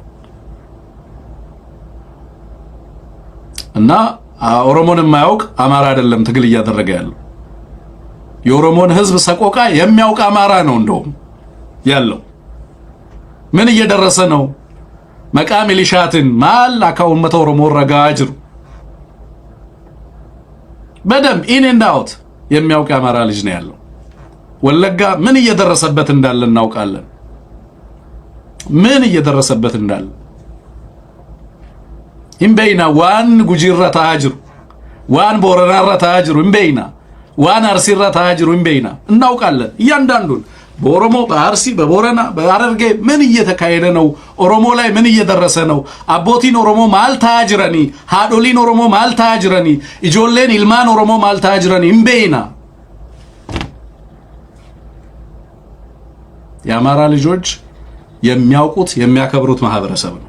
የኦሮሞ ህዝብ ራሱ አዳኝ ይፈልጋል። እንደ ቅጠል ነው አብይ አህመድ እየሸመጠጠ እያመጣ የኦሮሞ ልጆችን እየደፋ ያለው። አንድ ሰው ሚኒሶታ የነበራችሁ አማራዎች ታስታውሳላችሁ። ሚኒሶታ ሄጄ ለስብሰባ አንድ አባት መጡ። ስብሰባው የአማራ ስብሰባ ነው። በዛ ስብሰባ ላይ ኤቢሲ የኛ ሚዲያ ያዘጋጀው የህዝብ ለህዝብ ውይይት የአማራ ይምከር መድረክ ነው። ብዙ አማራ አልተገኘልንም። በጣም ጥቂት አማራ ነው የመጣው በወቅቱ ብዙ ፕሮፓጋንዳኛ ላይም ስለሚዘራ ያንን ፕሮፓጋንዳ ተቋቁመን መሄድ ነበረብን። የዛን ጊዜ አማራው ራሱ የራሱ ልጆች ዳውት እንዲያደርግ ያደርጉ ነበር። እኛ ላይ ከባድ ካራክተር አሳሲኔሽን ይሰራ ነበር። ተሸንፈው ነው እነዛ ኃይሎች አማራውን ልናወያይ ይሄድ ነው። ነገራችን ላይ አማራ እንዴት ማሸነፍ እንዳለበት በደንብ የምናውቅ ልጆች ነን። እውነቴን ነው የምላችሁ፣ ለጉራ አይደለም የምለው። እንዴት ገና አብይ አህመድን አልታገልነውም። በፈለገው መንገድ ማሸነፍ እንችላለን፣ በሚመርጠው መንገድ። እዛ መድረክ ላይ ተገኝተን ውይይት ልናደርግ ጥቂት እግዚአብሔር ያክብራችሁ የተገኛችሁ የአማራ ተወላጆች ኢትዮጵያውያን ነበራችሁ። ጥቂት ናችሁ በቁጥር። አሁን እግዚአብሔር ያክብራችሁ ምለው ስላላሳፈራችሁን ጥቂትም ሆናችሁ ስለመጣችሁ ነው። ከዛ ውስጥ አንድ የኦሮሞ አባት ተገኝተዋል። እዛ ያላችሁ ሰዎች መቼም ታውቁታላችሁ ታሪኩን እና መጡ። በጣም ትንግርቱ በጣም ነው የምወድህ፣ የምትሰራውን ስራ አደንቃለሁ አሉ። አማርኛ ትንሽ ይቸግራቸዋል። አነፋን ኦሮሞቲን ዱበዳ አሉ። ዱበዱ የዴን አፋን ኦሮሞቲን በኦሮምኛ ነው የምናገረው፣ አማርኛ አልችልም አሉ። ይናገሩ አልኳቸው። እኔ ያስተረጉማለሁ አልኳቸው። ተናገሩ። የቦረና አባት ነኝ አሉ። የቦረና አባት ነኝ፣ ከሜጋ ነው የመጣሁት። ምኖረው ሚኒሶታ ነው። ሃዩ ኦሮሞቲ ነሚች ሉባ ኦሮሞቲ በጣም እውቀት ያላቸው በቦረና ውስጥ አርጋ ደጌቲ የሚባሉ ቦረና በጣም የሚያከብራቸው የማህበረሰብ ታሪኩን ትውፊቱን የሚያውቁ ሰዎች አሉ። ማህበረሰብ ውስጥ በየሄዳችሁበት ማህበረሰብ ውስጥ በኦሮሞ ማህበረሰብ ውስጥ አሉ እንደዚህ አይነት ሃዩዎች ሉባዎች አሉ። እሳቸው እንደዛ አይነት ሰው ናቸው። መጡና በአማራ ህዝብ ላይ የሚደርሰው መከራ እና ስቃይ ህመሙን ለመጋራት ነው የመጣሁት እዚህ አሉ። ይሄንን ህመም ለመጋራት ነው የመጣሁት እና አብይ አህመድ የኦሮሞን ህዝብ ጨረሱት፣ የኦሮሞን ልጅ ጨረሱት። ኢጆሌንቴና ዱምቴ ወጣት ጨረስን፣ በቃ አለቁት። አሁን ወጣት አዋጡ ስንባል አይ ወጣት ሰለንም ስንል ከዛ ብር አዋጡና ሻምጡ ተብሎ በየቀበሌያችንና በየወረዳችን ወጣት አልቆ ብር እያዋጣን ለመንግስት መስጠት ጀምረናል። ወጣት ከምንጠየቅ ብር እንስጥ ተብሎ በየጊዜው ምን ይሰጣሉ? ብር ወጣት ላለመስጠት። የቦረና አባቶች በጋራ ይጆለከን ከንኑ በቃ ብለው አቋም ያዙ። በአሩሲ በሐረርጌ የሚመጣ በአካሪሲ የሚመጣ ወጣት እንዳለ አማራ ክልል የሚማረከው እንዳለ ይጆሉ ሐረርጌት ማን እንደሚያስቆመው አናውቅም። የአማራ ህዝብ ልብስ ያለብሳል። እንኳን አንገት ሊቀርጡ ቀርቶ የኦሮሞን እሴቱ አይፈቅድለትም። የአማራ ህዝብ ከዚህ በፊት ምን አደርገዋል? አንገት ሲቆረጥ የሚያሳይ ቪዲዮ በስመ አብ ተብሎ አንገት የሚቆረጥበት ቪዲዮ አሳይተው ለኦሮሞ እንዲሰራጭ አደረጉ። ፋኖ ተዋከስ ጎዴ ለማለት ፋኖ ነው እንዲያደረገው ለማለት ፋኖ እንደዚህ ያደርጋል ለማለት። የአማራ ህዝብ እንደዚህ የሚያደርግ ኃይል ቢኖር ቀድሞ የሚታገለው የአማራ ህዝብ ራሱ ነው። ለምን ስንል ነው የኦሮሞን ህዝብ ደህንነት የአማራ ህዝብ ደህንነት አካል አድርገን የምናየው? ለአማራ ስንልም ጭምር ነው። ለኦሮሞ ውለታ ለመዋል አይደለም። የሁለቱ ህዝብ ደህንነት ምን ማለት እንደሆነ ትርጉሙን ስለምናውቅ ነው። ዛሬ በኦሮሞ ህዝብ ስም ልሂቃን እየወጡ መቃወም መተ ኦሮሞቲን ኦሮሞን እያዋረዱ ሌላውን ህዝብ እያዋረዱ አሁን እና አስቴር በዳኔ ዛሬ አሁን እኔ በርግጥ በግለሰቦች ላይ በሚናገሩት እኔ አጠቃላይ ስትራክቸራል ነው የኔ ማክሮ ነው ማየው እኔ ተቋም መዋቅር ነው ማየው። አስቴርን የፈጠረውን ጭንቅላቷን የፈጠረውን መዋቅር ነው ማየው። እኔ ማሸነፍ እንፈልገው የሷን ጭንቅላት አይደለም፣ የሷን እምነት ማግኘት አይደለም። I know I can beat structureውን እናሸንፈዋለን ነው የኛ ትግል። የሷ አስተሳሰብ የዛ ውጤት ነው። የጸረ አማራነት ትርክት ልምምድ ነው። አርቲስት ሆኖ ሲመጣ ጸረ አማራነት ነው ያ ንግግር እንጂ መነሻው መዋቅር ነው። መነሻው ህጋዊ መዋቅር ነው። ፖሊሲ ነው። መንግስታዊ ነው። የሀገሪቱ አስተሳሰብ ነው። ባይዘወይ የኢትዮጵያ ሞደስ ኦፕራንዲ ነው ዛሬ የሚሰራበት መንገድ ነው። አማራን በዛ መንገድ የእጃቸውን እያገኙ ነው አለች መታ። የእጃቸውን እያፈሱ ነው። ቤተክርስቲያኗና የእኛ ናት ሀገሪቱ የእኛ ናት የሚሉ ኃይሎች የእጃቸውን እያገኙ ነው አለች መታ። ስለዚህ ይሄ ወጣት ዋጋ እያካካሰ ነው፣ ቂሙን እየተወጣባቸው ነው። እኔ አላዝንም፣ ትክክል ነው የሚሉ ዛሬም ልሂቃን አሉ።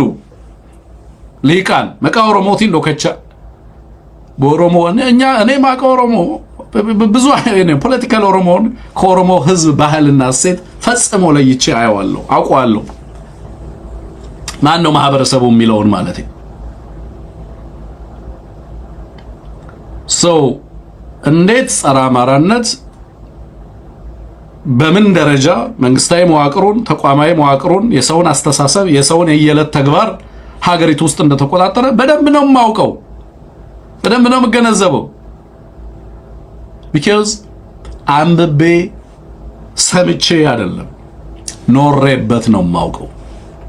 I have been እኔ ራሴ እየታገልኩት ነው ያደግኩት። you know የማይገልህ ነገር ያጠነክርሃል ይላሉ አይደለም እዚህ ሀገር። yeah it only makes you stronger። የአማራ ህዝብ በብዙ ፈተና በብዙ መከራዎች ውስጥ የጸና ማህበረሰብ ነው እና ምን ለማለት ነው የተወደዳችሁ ኢትዮጵያውያን፣ በወለጋ መጠነ ሰፊ ውጊያ እያደረገ ነው አብይ አህመድ፣ ግን ይሸነፋል። የሚሸነፍበት ምክንያት ግልጽ ነው። ምድሩም ቀየውም የማህበረሰቡ ነው። ከህዝብ ጋር የሚዋጋ ኃይል ሁሉ ተሸናፊ ነው። ናፖሊዮን ቢነሳ የአማራን ህዝብ መስበር አይችልም። አይደለምና የምናውቃቸው ኃይሎች ማለት ነው። 3 ዓመት ያንን ሁሉ እዝ ዶክተር ገዱ የተናገረውን አመጣዋል። 3 ዓመት ቀጥ አርጎ የያዘው አልገባውም። አማራ ምን ያህል ዋጋ እየከፈለ እንዳለና ትግሉ ምን ማለት እንደሆነ ራሱ አማራው አልገባው። ከስቴት ጋር ነው የምትዋጋው። ሀብት፣ ባንክ፣ ፌዴራሊዝም ምናምን በሚባለው ውስጥ I have only ሁለት important variable ነው ያለኝ። ኢትዮጵያ ውስጥ አንድ አገዛዝ ህዝብን የሚገድለው በሁለት አቅም ነው። መከላከያ ሰራዊት የሚባለው አለው፣ ባንክ የሚባል አለው።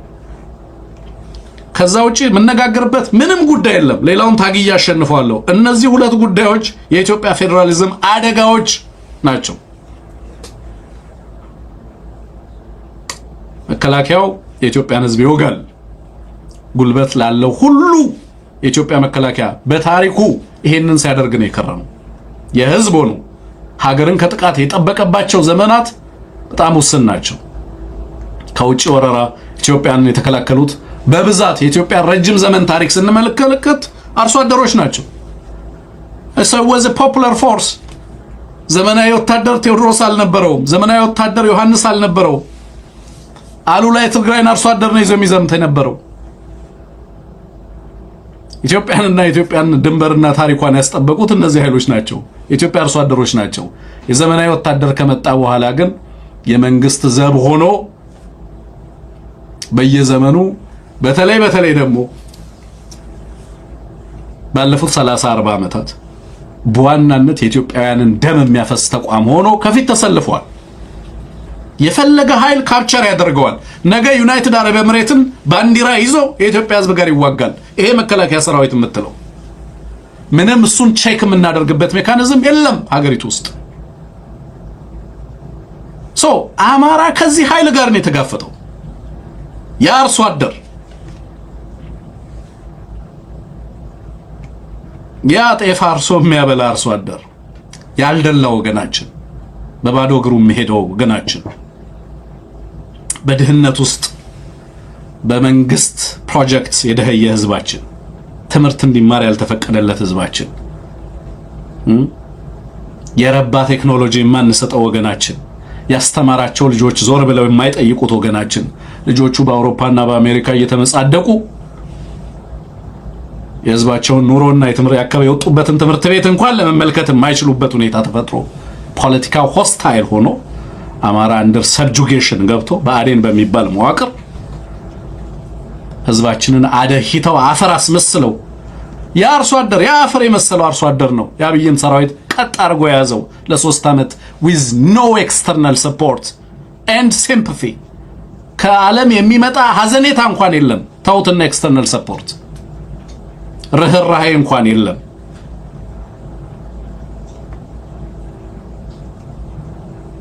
እና የአማራ አላሸነፈም ትላላችሁ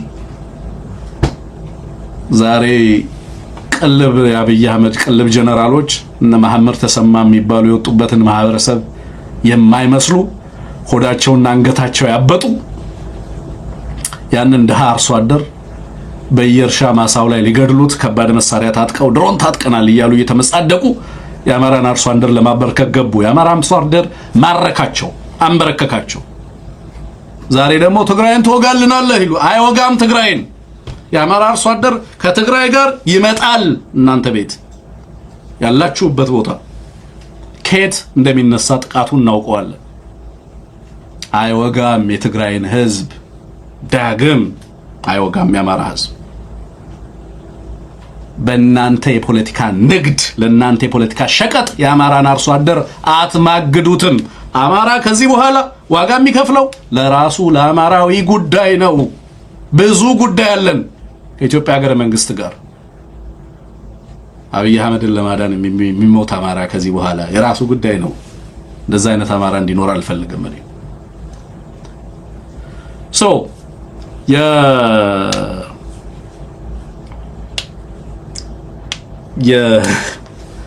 የዚህ መከላከያ ሰራዊቱን አቅም በተመለከተ ገዱ ያነሳውን ቃለ መጠይቅ እንስማ ጥሩ ቃለ መጠይቅ ነው ፋሲል እኔ ባይሰው ሚዲያ ላይ የሚሰሩ ልጆችን በጣም አከብራለሁ በጣም ነው ማከብረው እና ትሁት ሃምብል የሆኑ ሰዎች በጣም ይማረኩኛል ሃምብል ሆነው ለወገናቸው በጋዜጠኝነትም በተለያየ መንገድም ፖለቲካሊ የተለያየ አመለካከት ሊኖረን ይችላል እኔ አማራ ፈርስት ነኝ ባይ ዲዛይን ባይ ቾይስ ደደቦኛ አይደለም አስልቼ አስቤ ነው አብጠርጥሬ አውቄው ለምን አማራን ማቆም እንደሚያስፈልግ ስለገባኝ ስለማውቀው ሶ በተለያየ መንገድ በተለያየ ፖለቲካ ግንዛቤ ግን የተለያየ ስራ የሚሰሩ በሚዲያውም በተለያየ መንገድም ዋጋ የሚከፍሉ ኢትዮጵያውያንን ለነሱ ክብር አለኝ በየትኛውም ወገን ማለት በየትኛውም ወገን ላሉት ማለት ነው ሶ ከገዱ ጋር ጥሩ ቃለ መጠይቅ አድርገዋል ሶ እዚህ ላይ ገዱ አንዳርጋቸው የነገረን ነገር ምንድነው እንሰማዋለን አብይ አህመድ መሸነፉን ነግሮናል ግን ልዩ ኃይሉ ከመፍረሱ በፊት እና አብይ አህመድ አማራ ላይ ጦርነት ከማወጁ በፊት ትሬንዶች ነበሩ ይላል ገዱ አንዳርጋቸው ምን አይነት ትሬንዶች ነበሩ በኦህዴድ ባለስልጣናት ዘንድ ደመኝነት ነበር ይላል ማለት በቃ ትግራይንም ሰብረውናል አማራ መዋረድ አለበት የሚል ፍላጎት ነበረ ይላል እና ፋኖን እንዲደራጅ በማድረግ ረገድ ሚና ነበሩት ወይ የሚል ጥያቄ ቀረበለት አቶ ገዱ ምንም እንትን አልነበረኝም ግን አማራ ላይ ጦርነት ሲታወጅ ተቃውሞ ያለው ነው የሚለው አቶ ገዱ አማራ ላይ ጦርነት ሲታወጅ ተቃውሞ ያለው ግን ፋኖን በማደራጀት ረገድ ሚና አልነበረኝም ይላል ዛሬ እንደ ጨውቃ በብዙ ቦታ ላይ ተጣሉ የአማራ ክልል ባለስልጣናት ብዙ ዋጋ ከፍለው አንዳንዶቹ አብይ አህመድ በርካታ ዋጋ ያስከፈላቸው የአማራ ባለስልጣናት አማራው ላይ ጦርነት ሊመጣ እንደሚችል አስቀድሞ እንዲያውቁና ይሄ ስብስብ ዓላማና ፍላጎቱ ሀገርን የማውደም አማራን የማውደም እንደሆነ ሌላም ፍላጎቶች ያሉት መሆኑ በተደጋጋሚ እንዲያውቁ ለማድረግ ጥረት ተደርጓል እና ይልቃል ከፋለን ጨምሮ ዛሬ አብይ እና ይልቃል ከፋለን በክህደት የሆነ ቦታ ላይ ወርውሯቸዋል የት እንዳሉም አናውቅም ግን ተነግሯቸዋል ከአማራ ጋር ቆሙ እየመጣ ነው ጦርነት ኦህዴድ አረካም ደማፍስሶ ከዚህ በፊት በትግራይ ጦርነት ጊዜ ያለቀው የአማራ ህዝብ አልበቃ ብሎ ድጋሚ የአማራን ህዝብ ዋጋ ሊያስከፍል ላለፉት በርካታ ዓመታት ዋጋ ሲከፍል የኖረን ማህበረሰብ የደቀቀን ማህበረሰብ ይበልጥ ሊያደቅ እየዛተ ይገኛል። ደግሞ ተደጋግሞ ተነግሯቸዋል። አልተባበረም። ብአዴን ኮኦፕሬት አላደረገም። ሽማግሌው ሁላ ተልኳል። ባይዘው ኮኦፕሬት አላደረገም። እና አንዳንዶቹ ለአብይ አህመድ መረጃ ይሰጣሉ። አሁንም እንደሚያደርጉት ማለት ነው። አሁንም ብአዴን ራሱን አስተባብሮ ኃይል ሆኖ ለመውጣት ጥረት ላደርግ ቢል መረጃ የሚሰጡ አሉ፣ እዛ ውስጡ አሉ።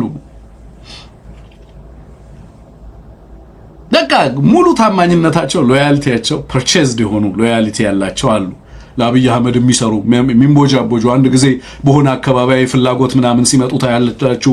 ሌላ ጊዜ ራሳቸውን አስተላለፍ ሊሰሩ ይፈልጋሉ። አማራ መሆን ተስኗቸው ሲባክኑ ሲሳቅባቸው የሚኖሩ ማለት ነው። በኢትዮጵያ ፖለቲካ ውስጥ እኮ ትልቅ ሚና መጫወት የሚችሉበት እድል እጃቸው ላይ አለ። but they refuse to be ራሳቸውን መሆን አቃታቸው። አማራ መሆን አቅቷቸው በመንደር በምን ሲጓተት ይውላል። አንዲት የረባ ፖለቲካዊ ስኬት ግን አያስመዘግብም። ጭሰኛ ሆኖ መኖር ፖለቲካዊ ድል መስሎ የሚሰማው ያቺ የፈረደባት ጥቁር መነጽር አለች። በቃ እሷ ትለበሳለች። የጥምቀት ዕለት አማራ ክልል ይኬዳል፣ የገና ዕለት አማራ ክልል ይኬዳል፣ የእንትን ኬዳ አማራ የሆነ ነገር ተመረቀ ይባላል፣ እዛ ይኬዳል።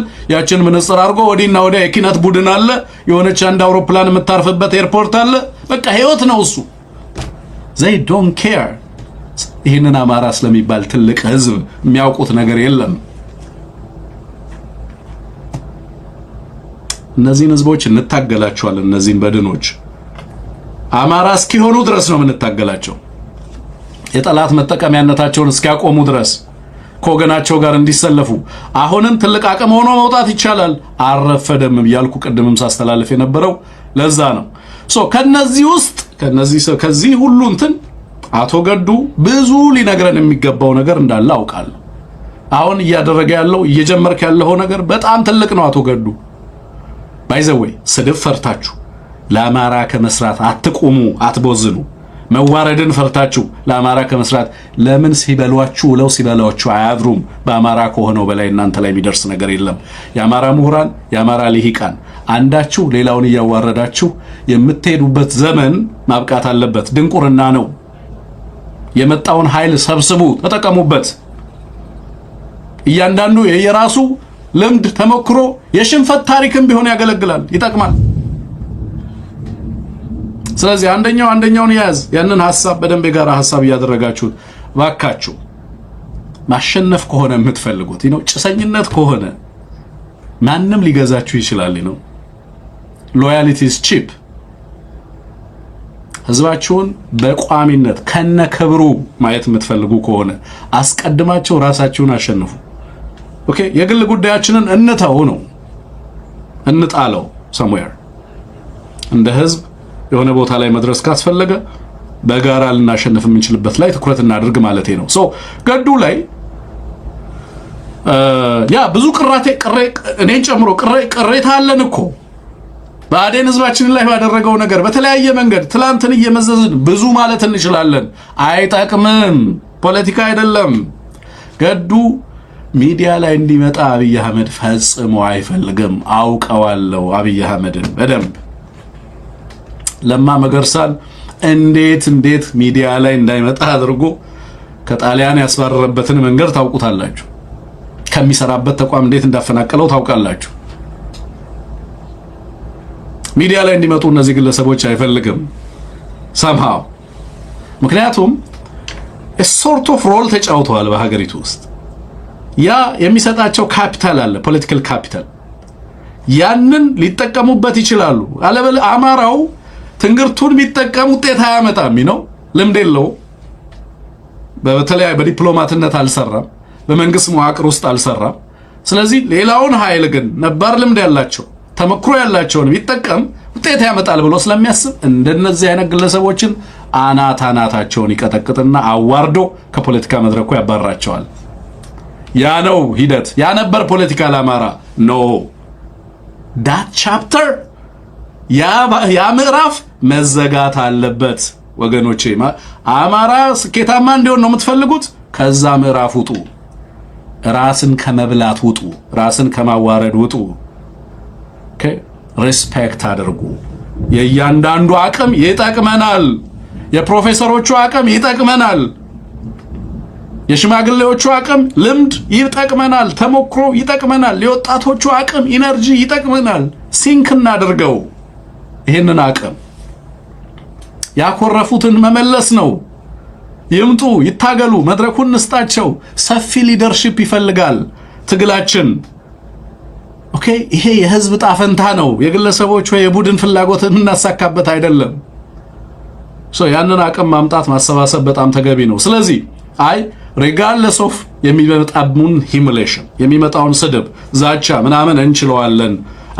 ከዚህ በኋላ ለመዱት። ይሄ ስሊፕ ላይክ ኤ ቤቢ። ስድብ ለአማራ ከሆነ ይኸውላችሁ እንደ ህፃን ተኙ። ህሊናችሁ ተጠያቂነት ሊኖርበት አይችልም።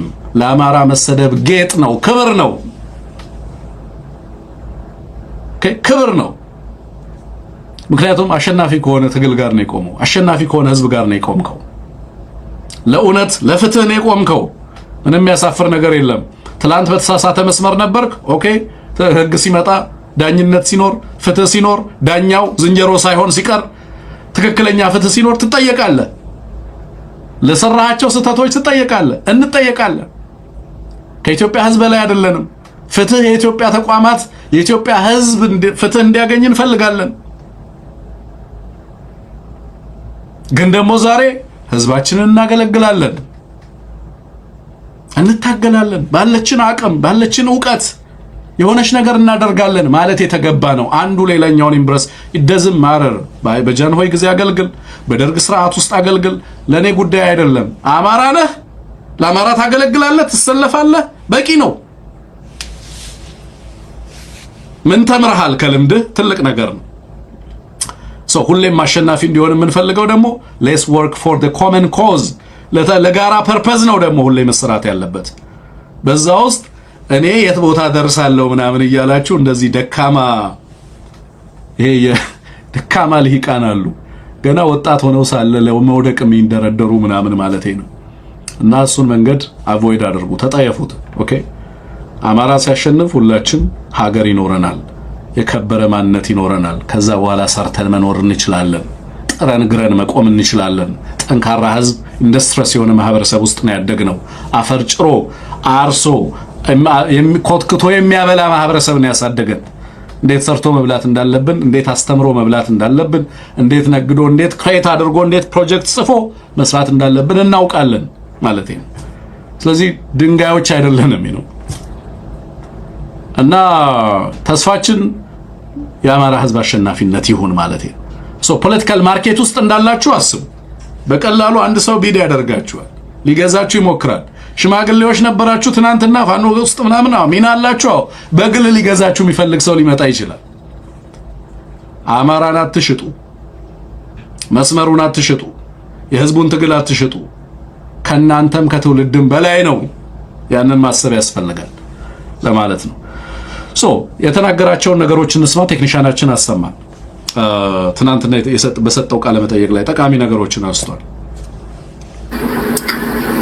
ባለፈው 3 ዓመት አገዛዙ የአማራን ህዝብ ለማንበርከክ አስቦ የለኮሰው እሳት በምንም መንገድ እንደማይጠፋ አገዛዙን ካላስወገደ በቀር እንደማይመለስ እያሳየን ያለው ከጊዜ ወደ ጊዜ እያየን ያለ ነው። ይሄንን ነው አሁን የሰሞኑን ቅድም የገለጽኩትን የጎጃሙን በምንመለከትበት ጊዜ የማይመጣጠኑ ኃይሎች ናቸው በአይን ስናያቸው። በተግባር ግን ማሸነፍ አልቻለም። በወሎ አካባቢ እየተከናወነ ያለውን ሁኔታ ባለፈው ደቡብ ጎንደር አካባቢ ያለውን እንቅስቃሴ የነበረውን እንቅስቃሴ ስንመለከተው የፋኖ ኃይሎች አገዛዙን በአማራ ክልል አሸንፈውታል። አገዛዙ ፈልጎታል። አማራን ማድቀቅ የመጀመሪያው ላይ ላውራበት ሁለት ነገር ነው ትኩረት ሰጥቼ ማነሳው። አንደኛው አገዛዙ በአማራ ተሸንፏል። ይሄን ለጉራ የምንለው አይደለም። ለሌሎቻችሁ ኮምፕሊት ቪክትሪ ኮምፕሊት አናይሌሽን የሚመስላችሁ ሰዎች አላችሁ። ሙሉ ሚሊተሪው ዲሲሜትድ ሲሆን ሲበተን ሲማረክ ጨርቁን ይዞ ሲሸሽ well that day is coming but ያሸነፍነው ፖለቲካውን አብይ አህመድ ከብሔራዊ ምክክሩ በኋላ ደግሞ በሌላ ቀውስ ራሱን ጠምጥሞ ይደፋል። አሜን ናቹራሊ እየወደቀ ነው and ስሩን የገነደሰው አማራ ስሩን ነው አፕሩት ያደረገው ኮምፕሊትሊ እና በጣም ትልቅ አቅም ነው የፈጠረው አማራ። አንኢንቴንድድ የሆነው የጦርነቱ ኮንሲኩዌንስ አማራን ኢንስቲቱሽናላይዝ አደረገው። አማራ ከጦርነቱ በፊት የነበረው አንድ አቅም ነው። አንደኛውን አቅም አልናገረውም። ከጦርነቱ በኋላ ግን አማራ ወታደራዊ ተቋም ነው የገነባው። ፖለቲካል አማራን የፈጠር ነው። አይነው ድቀቱ አለ፣ ኢኮኖሚክ እንትኑ ምናምን አለ። የስ አማራን እንገነባዋለን። ትረስት ሚ ምንም ጥያቄ የለውም። ዛሬ የሚያወድሙትን ንብረት ህዝባችን ላይ ዲሞግራፊክ እንትኑ የዲሞግራፊክ ኦፕሬሽን እንደሆነ እንረዳለን። ጦርነቱ ዲሞግራፊክ ኦፕሬሽን ነው። በብዙ መንገድ አማራን ለማውደም እየተደረገ ያለ ነው። ሁለተኛ ላይ የሚናገረው አቶ ገዱ እሱን ነው። ባይ ዲዛይን ነው ጦርነቱ አማራ ላይ መጣው። where we prepared አማራ ላይ ዲዛይን ሲደረግ ጦርነቱ ኦህዴድ ስቴቱን ካፕቸር ሲያደርግ ከዛ በኋላ መከላከያውንና ብሩን ከሰጠው በኋላ የታሉ እነዛ አማራዎች እያለ ጃራ ተኮፈከስን ጉድን እያለ በዛ ትርክት ያደገ ነው። አልመረመረውም ያንን ትርክት በጣም ደካማ ፋላሺስ የሆነ ከታሪክ የተፋታ ትርክት ነው obviously በዛ ታሪክ ተነዳ and ለኦሮሞ ህዝብ የተሻለ ስርዓት መሆኑን ለማረጋገጥ አማራን ማውደምና ማሳየት ነበረበት። ምክንያቱም ራሱ የፈጠረው ትርክት አለ። አማራ ጨቋይ ነው አለስ አማራን ብሬክ ካላደረኩት በስተቀር ለኦሮሞ ታማኝ አይደለሁም ብሎ ኦሮሞ እንዲቀበለው አማራ ጨብሱ ቀብና አካኦሮሞን ኑሐመቱ ነው ያሉት። አማራ ጨብሲኔ ኦሮሞን ኑሐመታ ነው። አማራን ሰብረን ኦሮሞ ያቅፈናል፣ አለበለዚያ ባስታርዶች ናቸው ይለናል፣ ኢሊጂትሜት ናቸው ይለናል፣ አይቀበለንም።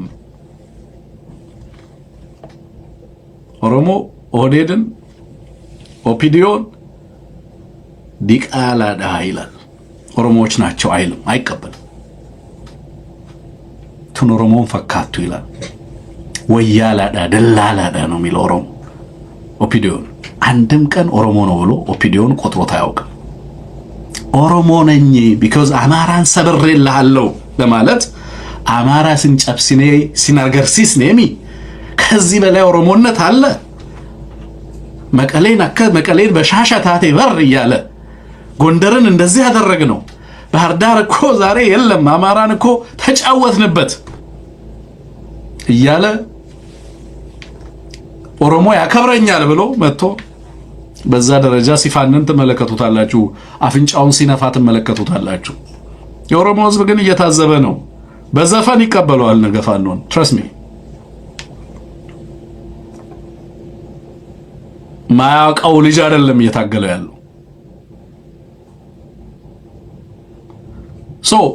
አብይ አህመድ ፖለቲካሊ and በወታደርና ፖለቲካው ወታደሩና ኢኮኖሚው ወገቡ ነው። ኢኮኖሚው ፋንክሽን እስካደረገ ድረስ አብይ ይዋጋል። ኢኮኖሚው እስከሰራ ድረስ ከዚህም ከዛም ምርኮኛ እያመጣ ከኮሎምቢያም ያመጣል። አርኤስኤፍ እንደዛ ነው ያደረገው። as long as money is there የምታሰልፈውን ኃይል ከዚህም ከዛም ልትለቃቀም ትችላለህ። የኦሮሞ ልጅ ሲያልቅ ከኮሎምቢያ ላይ ያመጣ ይችላል። ወታደር ስራው መሞት እኮ ነው ያለው አብይ አህመድ። by the way የኢትዮጵያን ህዝብ አብይ አህመድ ምን አድርጎ እንደቆጠረው ታውቃላችሁ? for አብይ አህመድ የኢትዮጵያ ወጣቶች are products ታግ ነምበር የሚለጠፍላቸው ምርቶች ናቸው። ስራቸው በጦር ሜዳ አገልግሎት የሚሰጡ እዛ የሚሰው ናቸው ወጣቶቹ። ሶዛት አብይ አህመድ ከን ገቨርን በጦርነት ያስተዳድራል። አብይ አህመድ ኦኬ ገቨርን የሚያደርገው በጦርነት ነው። ኢትዮጵያ ውስጥ ጋቨርነንስ ጦርነት አይደለም። አብይ አህመድ አንድም ቀን አስተዳድሮ አያውቅም። ተዋግቶ ነው የሚያውቀው። ስራው 8 ዓመት መዋጋት ነው፣ ማስተዳደር አይደለም። በዛ ጦርነት ውስጥ ግን ልክ ወጣቶችን እንደ አይተማይዝድ ፕሮዳክትስ ይጠቀማል፣ እንደ ዕቃ እንደዛ አድርጎ ነው የሚጠቀማቸው ወጣቶችን እያመጣ። ግን አማራ 3 ዓመት ያለምንም አጋዥ እንዳሸነፈው ስርዓቱ። አቶ ገዱ ስርዓቱን በደንብ አይተውት ታዝበውት የወጡ ሰው ናቸው። በነገራችን ላይ ገዱን በጣም በተለያዩ ሰዎች በባለስልጣናት ያሰድብ ነበር። ለምሳሌ የትግራይ ባለስልጣናት እና አብርሃም ወጥተው ገዱ ላይ እንዲጽፉ ያደርጋል። በሌሎችም ሰዎች በኩል እንደዚህ እንዲጽፉ እንዲሰድቡት ያደርጋል። ሚዲያዎች እንደዚሁ በጣም እንትን እንዲሉት ምናምን ለማድረግ ይሞክራል። ማለት ትንሽ ሚና ካለው ሶማሊያም ባለስልጣናቶቹን ያውቃቸዋል። ሌላም ቦታ ላይ እንደዚሁ ሚኒስተር ሆኖ ሰርቷል። ነው ኮኔክሽን ሊኖረው ይችላል። ይሄ ሰውዬ ተማሮ መውጣት እንዳለበት ምናምን ያስባል። እና የአብይ አህመድ ዊክነስ እንደሆነ መገንዘብ ያስፈልጋል። እኔ አምናት ፕሮሞቲንግ ገዱ ባይ ዘ ዌይ ማንንም ፕሮሞት ለማድረግ አይደለም እኔ የማወራው፣ ለአማራ የሚጠቅመውን ነው የማወራው። ኦኬ ወገኖቼ፣ እኔ ከማንም ጋር ኮኔክሽን የለኝም። ኦኬ የኔ ትስስር ከወገኖቼና ከቆምኩለት አይዲያልስ ለህዝባችን ከቆምኩለት ዓላማ እንድናሳካው በጋራ እንድናሳካው ከምፈልገው ህልም ጋር በዚህ ሂደት ውስጥ የእያንዳንዱ አማራ ጥቅም ይታየኛል፣ ሚናው ይታየኛል። ልሂቃኖቻችንን ይምጡ፣ ወደ አማራ ትግል ይምጡ፣ ተቀበሏቸው፣ ሌሎቹንም አምጧቸው። በጋራ ምሁራኖቹ ይቀራረቡ። እንትን የምትሉ ምሁራን ሁላችሁ ሚና አላችሁ። በጣም ትልቅ ህዝብ ነው ይሄ ህዝብ። and broad based የሆነ ሊደርሺፕ ይፈልጋል። የእያንዳንዳችሁ ሚና ቀላል አይደለም። ኦኬ በዛ ልክ በወጣችሁበት ማህበረሰብ እሴት ተመሩ ማለት ነው። እና ብሔርተኝነቱ የሚፈልገውን የሰብሳቢነት ሚና በደንብ መገንዘብ ያስፈልጋል ለማለት ነው ይሄንን ማነሳው። ሌላ ሁለተኛ ጉዳይ ያነሳው አብይ አህመድ መሸነፉን ሙሉ የመደምሰስ ሁኔታ ካልሆነ በስተቀር አማራ ክልል ላይ የቀረው ነገር ሌላ የቀረ ነገር የለም በሚል ነው የሚያነሳው አቶ ገዱ። የመደምሰስ ሁኔታ ብቻ ነው የሚቀረው። የመደምሰሱ ነገር ደግሞ believe me that day is coming። እና አብይ አህመድ የመደምሰሻቸው ጊዜ ወታደሩ ሙሉ ለሙሉ ተነዶ የሚከዳበት ጊዜ is coming። ለምንድን ነው እያልኩ ያለሁት? because I know the calculate political calculus ነው ማወራውና equation ነው ማወራው። እና 10,000 ሰራዊት ተማረከ ሲባል የምንሰማበት ምዕራፍ ነው እየመጣ ያለው። እና እንግዲህ ያ ከመምጣቱ በፊት የነበሩ ምዕራፎች ምናምን ሊሆኑ የሚችሉት የነበሩትን ምዕራፎች ደግሞ አገዛዙ እያበከተ ነው። ለሰላም ኮሚትመንት እንደሌለው ያው በተግባር እያየነው ስላለን ለማለት ነው። ሁለተኛ እንዴት አማራን እንዳወደመ፣ እንዴት ማውደም እንደሚፈልግ፣ እንዴት ስብስቡ አማራ ላይ እንዳቀመ ከመጀመሪያው ከፕሪቶሪያ ሂደት በኋላ የነበረውን አጠቃላይ ሁኔታም ሁሉ ጭምር ለማንሳት ይሞክራል አቶ ገዱ በቃለ መጠይቁ ላይ። ሙሉ ቃለ መጠይቁን እነ ፋሲል ጋር ሄዳችሁ መስማት ትችላላችሁ የተወደዳችሁ። እዛ ላይ ሐሳቦቻችንን በዚሁን ብንቋጨው ጥሩ ነው የሚሆነው። ፕሮግራማችን ስንት ሰዓት ሆነ? ቴክኒሻናችን ጊዜ ካለን አንድ ጉዳይ አለኝ የማነሳው፣ ጊዜያችንን ልመልከተው። ሰዓታችንን ጻፍልኝ እስኪ ስንት ሰዓት እንደሆነ። 1 ሰዓት ከ40 ይብቃን። በኋላ ተመልሼ ልምጣ። አሉ ከበርካታ በኦህዴድ እያደረጋቸው ያሉ እንቅስቃሴዎች አሉ ላነሳቸው መፈልጋቸው፣ እነሱን ማንሳት ፈልጋለሁኝ። በኋላ ላይ እንገናኛለን ካለን፣ ወይ ካልሆነ በነገው ፕሮግራማችን ይዘን እንመጣለን። ግን ለነበረን ቆይታ ስቲከር እየገዛችሁ ላበረታታችሁን፣ ኤቢሲን ማገዝ ለምትፈልጉ ተዘጋጁ ብለናችኋል አይደለም?